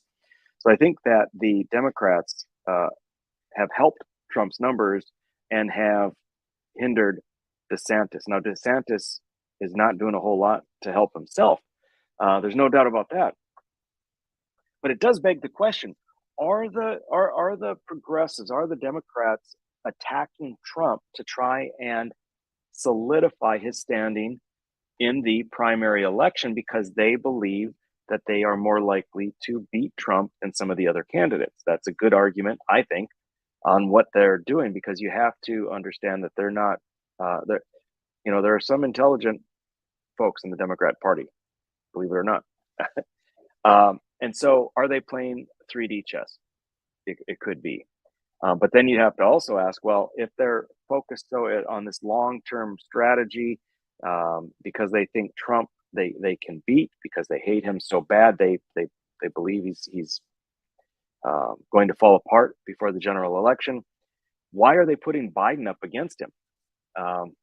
He's the weakest candidate. You would eliminate, Let's the go back Department of to the Education. debate. But as president, would you still have a responsibility to fix this crisis as we see it? Absolutely. The decline in education is one of the major reasons why our country is in decline. We need education in this country, not indoctrination in this country. And in Florida, that's a good tagline. Florida, we stood up for what was right. First, we had schools open during COVID, and a lot of the problems that we've seen are because these lockdown states lock their kids out of school for a year and a half. That was wrong. We stood up. I took a lot of fire for that. I was pilloried by the media, but I stood for our kids. And as president, I'll stand for you and your kids as well. But we have to make sure that what our schools are doing is focusing on solid academics. In Florida, we eliminated critical race theory from our K through 12 schools. We eliminated gender ideology from our K through 12 schools. And we have elevated the importance of American civics and teaching our kids about the Constitution and the Bill of Rights. As president, I'm going to lead an effort to increase civic understanding and knowledge of our Constitution. We cannot be graduating students that don't have any foundation in what it means to be an American. Mr. Ramaswamy, Mr. Ramaswamy, hold on, Senator Scott. you've said that the Department of Education, the FBI, the ATF, the Nuclear Regulatory Commission, the IRS, the Department of Commerce, many of these should not exist. That's correct. So to the education question, Yes. how would you deal with the crisis? Yes. So look, we have a crisis of achievement. Let's shut down the head of the snake, the Department of Education. Take that $80 billion, put it in the hands of parents across this country. This is the civil rights issue of our time. Allow any parent to choose where they send their kids to school. End the teachers' unions at the local level to allow public schools to compete. And then revive our national identity where every high school senior should have to pass the same civics test that, frankly, every immigrant, including my mother, had to pass in order to become a citizen of this country. And the fact of the matter is, look, there's a part of education People are policy eating that it up. also rests with the family. I didn't grow up in money, but the word privilege gets used a lot. Well, you know what? I did have the ultimate privilege of 2 parents in the house with a focus on educational achievement. And I want every kid to enjoy that. So part of the problem is we also have a federal government that pays single women more not to have a man in the house than to have a man in the house, contributing to an epidemic of fatherlessness. And I think that goes hand in glove with the education crisis as well, because we have to Still my remember heart. education starts with the family, and the nuclear family is the greatest form of governance known to mankind. Yes. Yes. Governor Haley has 100%. Governor Haley has said that biological boys playing in girls' sports is the women's issue of our time. You said that even though you signed a ban on this in North Dakota, that there hadn't been one instance where it was actually needed. Are you saying that you think that too much is made of this issue? No, I'm saying in North Dakota, we made a priority of protecting women's sports, and we've done that in our state. But I would absolutely do that. But I do think when we start talking about education and we think that we're going to have a federal government one size fits all, we're just completely losing track of the fact that education differs by state. Some school districts are doing a fantastic job, some less so. But the idea that every school district, state, and every teacher is somehow indoctrinating people is just false. When I was building a company from scratch, with small town kids, and we went, grew up in a town of 300, but we built a global company in 132 countries with over 100,000 customers. We listened to those customers. We spent time with them. We talked to them. We did that. And as governor, well, education is one of the biggest part of a state budget. So as a governor, I shadow a student. The night before I find out the student finds out, I'm going to go to every class with them. I don't sit and lecture school districts how to do it. I go and see the experience. And there's a lot of things that have to change. But what needs to change in education is it's innovation.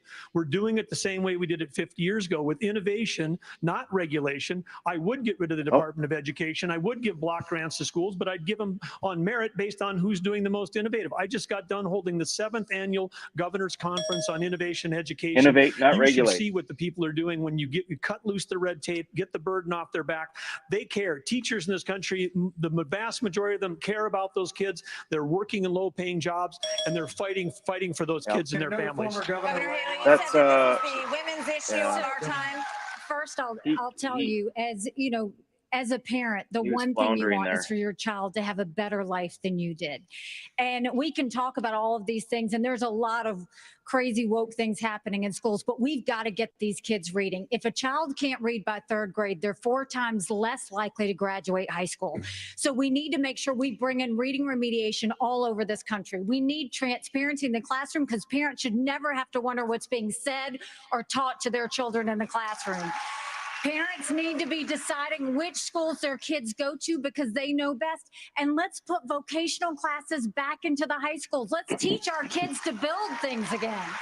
When we do that and we allow that innovation, that's when it'll get back. And yes, I will always say I'm going to fight for girls all day long because strong girls become strong women become strong leaders, and biological boys don't belong in the locker rooms of any of our girls. Another point on education. We're going to start the lightning round, and the first question is Lightning round. All right. to you, All right. Vice All right. All President. right. So this is a lightning round of questions, 30-second answers, please. President Biden will be 82 years old on Inauguration Day. Nearly 70% of Americans say that he is too old to serve. Should presidents have to pass a mental and physical test in order to serve, Vice President Pence? Well, it might be a good idea to have everybody in Washington, D.C. pass amendment. That was a softball. That was a 30 softball. seconds, You no. took The it. That's American good. people can make those judgments. But let me say, I'm running for president of the United States because we don't need a president who's too old. And we don't need a president who's too young. We need a president who's been there. We need a president who knows how Congress works, how the White House works, how states work. And on this education issue, Martha, I was fighting against No Child Left Behind when Republicans were doubling the Department of Education.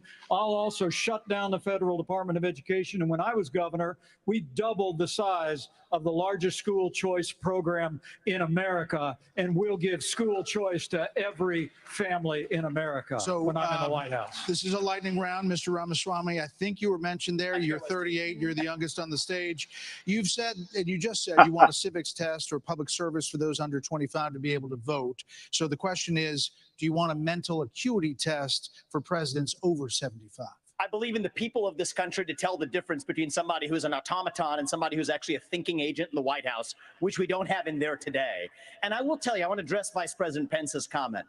I think we do need somebody of a different generation to lead this nation forward. Look at the way I've run this campaign. Going to the south side of Chicago, to Kensington, in the middle of Philadelphia, where traditional Republican candidates don't go. We have an opportunity to build a multi-ethnic working class majority to deliver a landslide. And I think I'm the only candidate in this race, young or old, black or white, to bring all of those voters along to deliver a Reagan 1980 revolution. We're going to do it in 2024. Same question to you, Governor. Never voted in a presidential election until 20. I will answer that. I will answer that. 30 seconds. 30 seconds. 30-second quick answer. You guys need to get control of this debate. Everybody's going to get a chance. Listen, we're getting control of the debate. This is a lightning round, not rolling thunder. Governor Hutchinson, you have 30 seconds on the same question. On education, first of all, look at Arkansas. We have to compete with China. I built computer science education. We led the nation in computer science education, going from 1,100 students to 23,000 students taking it. This is how you compete with China. As President of the United States, I will make sure we go from 51% of our schools offering computer science to every school in rural areas and urban areas offering computer science for the benefit of our kids, and we can compete with China in terms of technology. Thank you, sir. This is going to go to this is coming to you. We're trying to do a quick round of different topics here. So, Senator Scott, faith is on decline in this country. You talked about it a little bit before tonight. So, is there a role for a president of the United States in changing that? What would you do to change that? Well, our nation was founded upon the Judeo-Christian values that has made this the greatest nation on God's green earth. I'm a big believer in Ephesians 3:20 that God is able to do exceedingly abundantly above all that we ask or imagine. Our responsibility should be to model the behavior we want others to follow. On education, the only way we change education in this nation is to break the backs of the teachers' unions. They are standing in the doorhouse of our kids, locking them into failing schools and locking them out of the greatest future they could have. As President, Governor DeSantis, would you support some mandatory military service for all Americans? I think it should be voluntary. I'm somebody that volunteered to serve, inspired by September 11th, and I deployed to Iraq alongside U.S. Navy SEALs in places like Fallujah, Ramadi. And it's something that I think has taught me, you know, when you go in that type of environment, anything you have, your personal agenda, you check it at the door. You go there, and it's about focusing on the mission above all else. And guys come together, and they get it done. And that's how I would view being the president of the United States. It's not about me. It's not about all these other side issues. My sole focus will be on your future and reversing this country's decline. Okay, now for something a little out of this world, and this is for you, Governor Christie. Do you believe that the recent spike in UFO encounters? What? I get the UFO question? Yeah, you do. Come on, There man. you go. No, but okay, we've been hearing a lot of testimony in Congress, and people are taking this a lot more seriously. And we're hearing that, you know, there are things going on that people aren't aware of. So, if you were president, Governor Christie, would you level with the American people about what the government knows about these possible Look, Martha, and especially coming from a woman from New Jersey, I think it's horrible that just because I'm from New Jersey, you asked me about unidentified flying objects and Martians. We're different, but we're not that different. Look, of course, the job of the President of the United States is to level with the American people about everything. The job of the President of the United States is to stand for truth. The job of the President of the United States is to be a role model for our children and our grandchildren. And so whether it was UFOs or this problem of education, and Tim's right, by the way, and I started this in 2010 by going right after the teachers' unions in New Jersey and drove them down to an all-time low popularity rating because they were putting themselves before our kids. That is the biggest threat to our country, not UFOs. Okay. Well, coming up, we've got closing That's not a bad arguments answer. plus right after the debate. Hannity is live from the spin room right here in the Fiserv Forum with reaction from all the candidates as soon as they step off the stage. All right. We'll be back after this. Let's take a look at Predictit.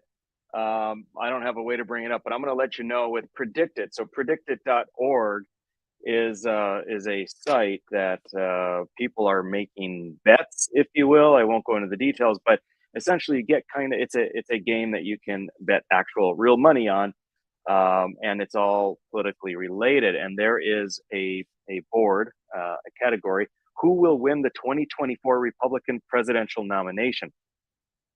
And hold on here. Let's so Donald Trump, or in the last recent amount of time here, I think in the last day, is no change. He's at a 57% likelihood of winning the election.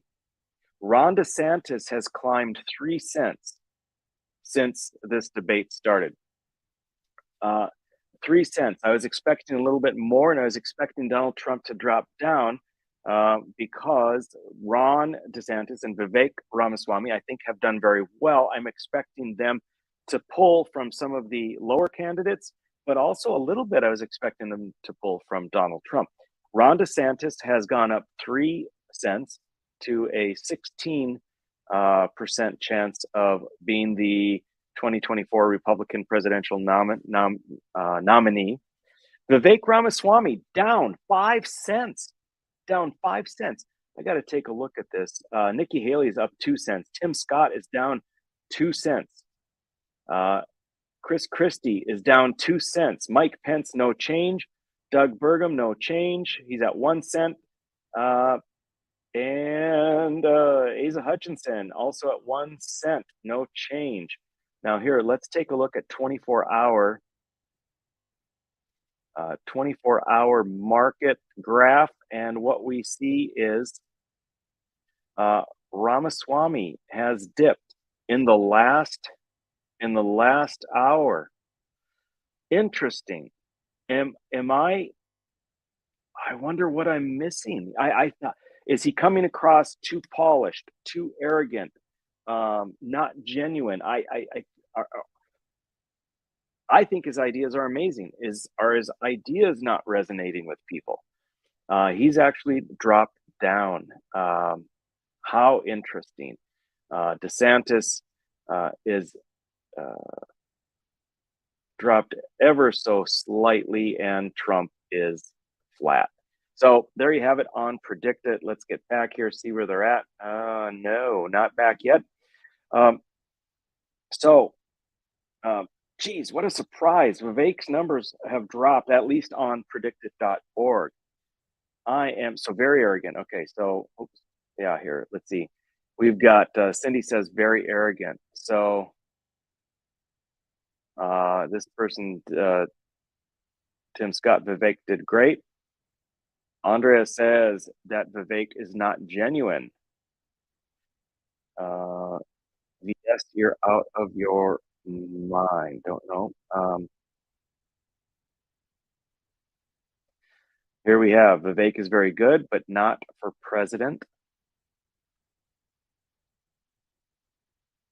Basically, oh yeah. Let's see here. Tim Scott and Vivek did great. So, Well, just goes to show. What do I know? But I really connected with a lot of what Vivek was saying, also what DeSantis was saying, and they're not moving very much. In fact, Vivek is going down. So, well, we'll see what happens. Predictit.org is one area. We'll see what happens in likely Republican voters in the polls after this. We will certainly have that information.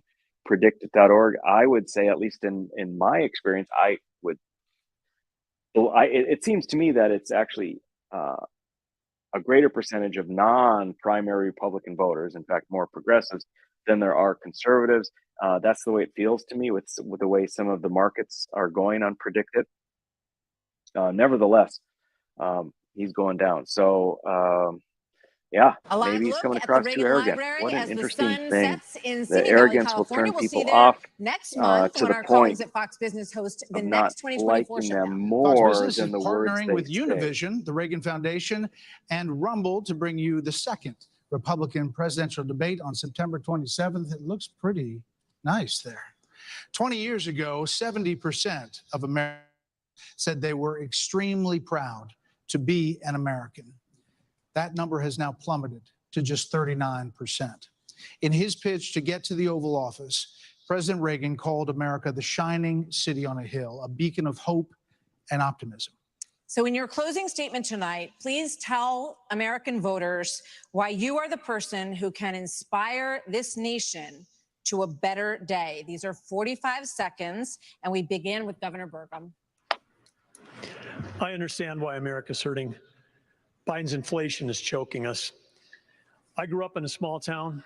My dad died when I was a freshman in high school. My mom, widow of 3, went back to work. Every job I had growing up was one where I took a shower at the end of the day, not at the beginning of the day. Our cities are less safe because of the fentanyl pouring into this country. Our economy is being crushed by Biden's energy policies, which are raising the cost of every product you buy, not just the gasoline at the pump. One thing that I'll do as president, I'll secure the border. I'll get this economy sprinting, not crawling like it is right now. And I would say that other thing is for sure, when I'm on a horseback in the Badlands of North Dakota, it looks like the horizon is just limitless. And when you can almost see beyond that horizon, you can see that this great country, our future is unlimited. But we've got to focus on innovation, not regulation. We've got to cut the red tape. We got to drive ourselves forward. The way we win the Cold War with China is by growing our economy and through innovation. And as president, I will bring out the best of America. I will improve every American life. Well, we hope you're back on your horse soon, Governor. Governor Hutchinson? Our nation is in trouble, and it's in trouble because of failed leadership. And the solution is not 4 more years of Joseph Biden. The solution is not 4 more years of Donald Trump. The solution is new leadership that can bring bold ideas to America and to bring out the best of America. A president's #1 responsibility is to bring out the best of our people. That's what Ronald Reagan did. And he did it with optimism and hope for our country, with consistent conservatism. That's exactly what I bring. As president, I'll bring out the best of America in terms of individual responsibility, building our economy, in terms of securing our border, enforcing the rule of law. I'll bring out the best of America in terms of our national character, our faith, and our hope for the future. Join in this fight, asa2024.com. So Burgum, I'm going to give a -2 on that. And Asa Hutchinson, I'll give a 0 to a +1. Mired in poverty. I wondered if the American dream was real for a kid like me. I can stand before you today and say the dream is alive, it is well, and it is healthy. I had the good fortune of a mom who worked 16-hour days, making sure we have food on our tables. She taught me that if you're able-bodied in America, you work. If you take out a loan, you pay it back. You commit a violent crime, you go to jail. And if God made you a man, you play sports against men. I'm Tim Scott. I'm asking you for your vote. And if you're in Iowa, I'm asking you to caucus for me. You can go to votetimscott.com for more information or to make a contribution. Governor Christie. I like that. That's kind of cute. That's Thank you, kind of Brett. +. Thank you, Martha. I'm gonna give that a everybody +1. on this stage wants to be the next president of the United States. And the only way that's going to happen is if we beat Joe Biden. I'm the only one on this stage who's ever beaten a Democratic incumbent in an election. I did it in a deep blue state, being outspent 3-1. Beating a Democratic incumbent is not easy. The last Democratic incumbent president who was defeated was Jimmy Carter. And he was defeated by a conservative governor from a blue state who knew how to get results, who stood for the truth, who cared about accountability, and stood strong and hard against waste. Those are the very things that I did in my 8 years as governor of New Jersey, and it's exactly what I'll do as president of the United States. Believe me, the Democrats want some other nominee who's never beaten a Democratic incumbent. I'm the one who can win this. That's very meh. Very meh. Nothing inspiring there. Just nothing. Nothing. Several weeks ago, I dropped my husband, Michael, a combat veteran from Afghanistan, off at 4 a.m. for another year-long deployment. I watched him and 230 soldiers pick up their 2 duffel bags of belongings to go to a country they had never been, all in the name of protecting America. If they are willing to protect us from there, we should be willing to fight for America here. I will beat Joe Biden, and he knows that. I will strengthen our economy, and we'll bring this inflation down. We will put transparency in the classroom. We will secure our borders. We will have the backs of our law enforcement, and we will make sure we have a strong national security. And once again, we will make sure we have an America that is strong and proud. We have a country to save. Join us. Go to NikkiHaley.com, and let's get it done. Vice President Pence. Thank you, Brad. I'm giving that a +1 This evening. for Nikki It's an Haley. honor to be here. Joe Biden has weakened America at home and abroad. The disastrous withdrawal from Afghanistan, their war on energy, runaway spending that launched the worst inflation in 40 years, a crisis at our southern border, an assault on our values and liberties, and the American people have had enough. But I know we can bring it back. But different times call for different leadership. The Republican Party owes the American people the choice. Proven leadership at the national level that knows how to move a conservative agenda forward. We proved in the Trump-Pence years you can turn this country around faster than you can imagine. And I have faith we will again. Because I have faith in the American people, the good, decent, hardworking, faith-filled, idealistic people of this country. And I have faith that God is not done with America yet. And if we will renew our faith in one another and renew our faith in Him who has ever guided this nation since we arrived on these wilderness shores, I know the best days for the greatest nation on earth are yet to come. Thank you. Mr. Ramaswamy. I was born in 1985, and I grew up into a generation where we were taught to celebrate our diversity and our differences so much that we forgot all of the ways we are really just the same as Americans, bound by a common set of ideals that set this nation into motion in 1776. And this is our moment to revive those common ideals. God is real. There are 2 genders. Fossil fuels are a requirement for human prosperity. Reverse racism is racism. An open border is not a border. Parents determine the education of their children. The nuclear family is the greatest form of governance known to man. Capitalism lifts us up from poverty. There are 3 branches of government, not 4. And the U.S. Constitution, it is the strongest guarantor of freedom in human history. That is what won us the American Revolution. That is what will win us the revolution of 2024. Thanks for letting me introduce myself tonight. Thank you. Governor DeSantis.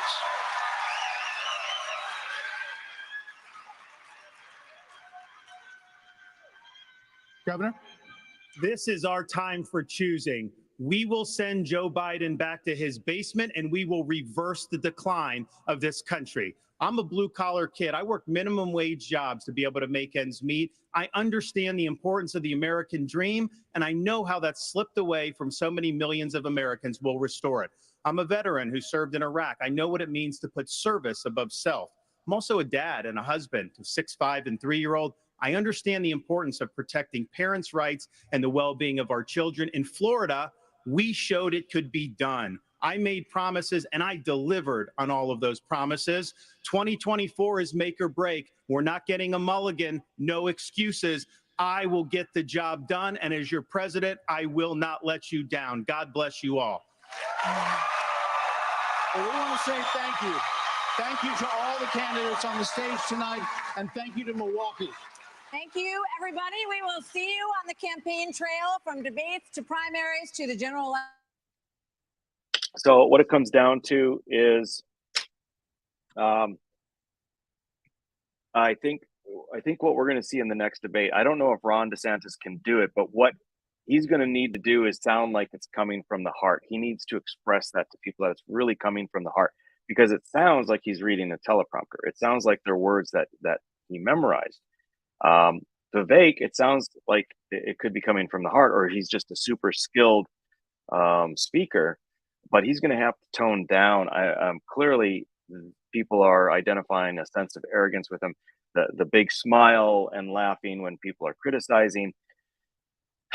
You know, he's going to, I think he and his team are, I'm sure, are smart enough to recognize this. In the next debate, we are going to see Ramaswamy toned down a little bit, trying to connect with people on a personal level and not appearing above the fray so much as what he does. See, now that doesn't bother me. I just like his ideas and I like his confidence, but clearly that doesn't resonate with a lot of people.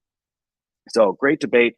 The way I'm looking at it here, we've got, as far as points scored, I'm looking at 1, 2, 3, 4, 5, about 10 for Ramaswamy, about 7 for DeSantis. I've got Christie in the negative.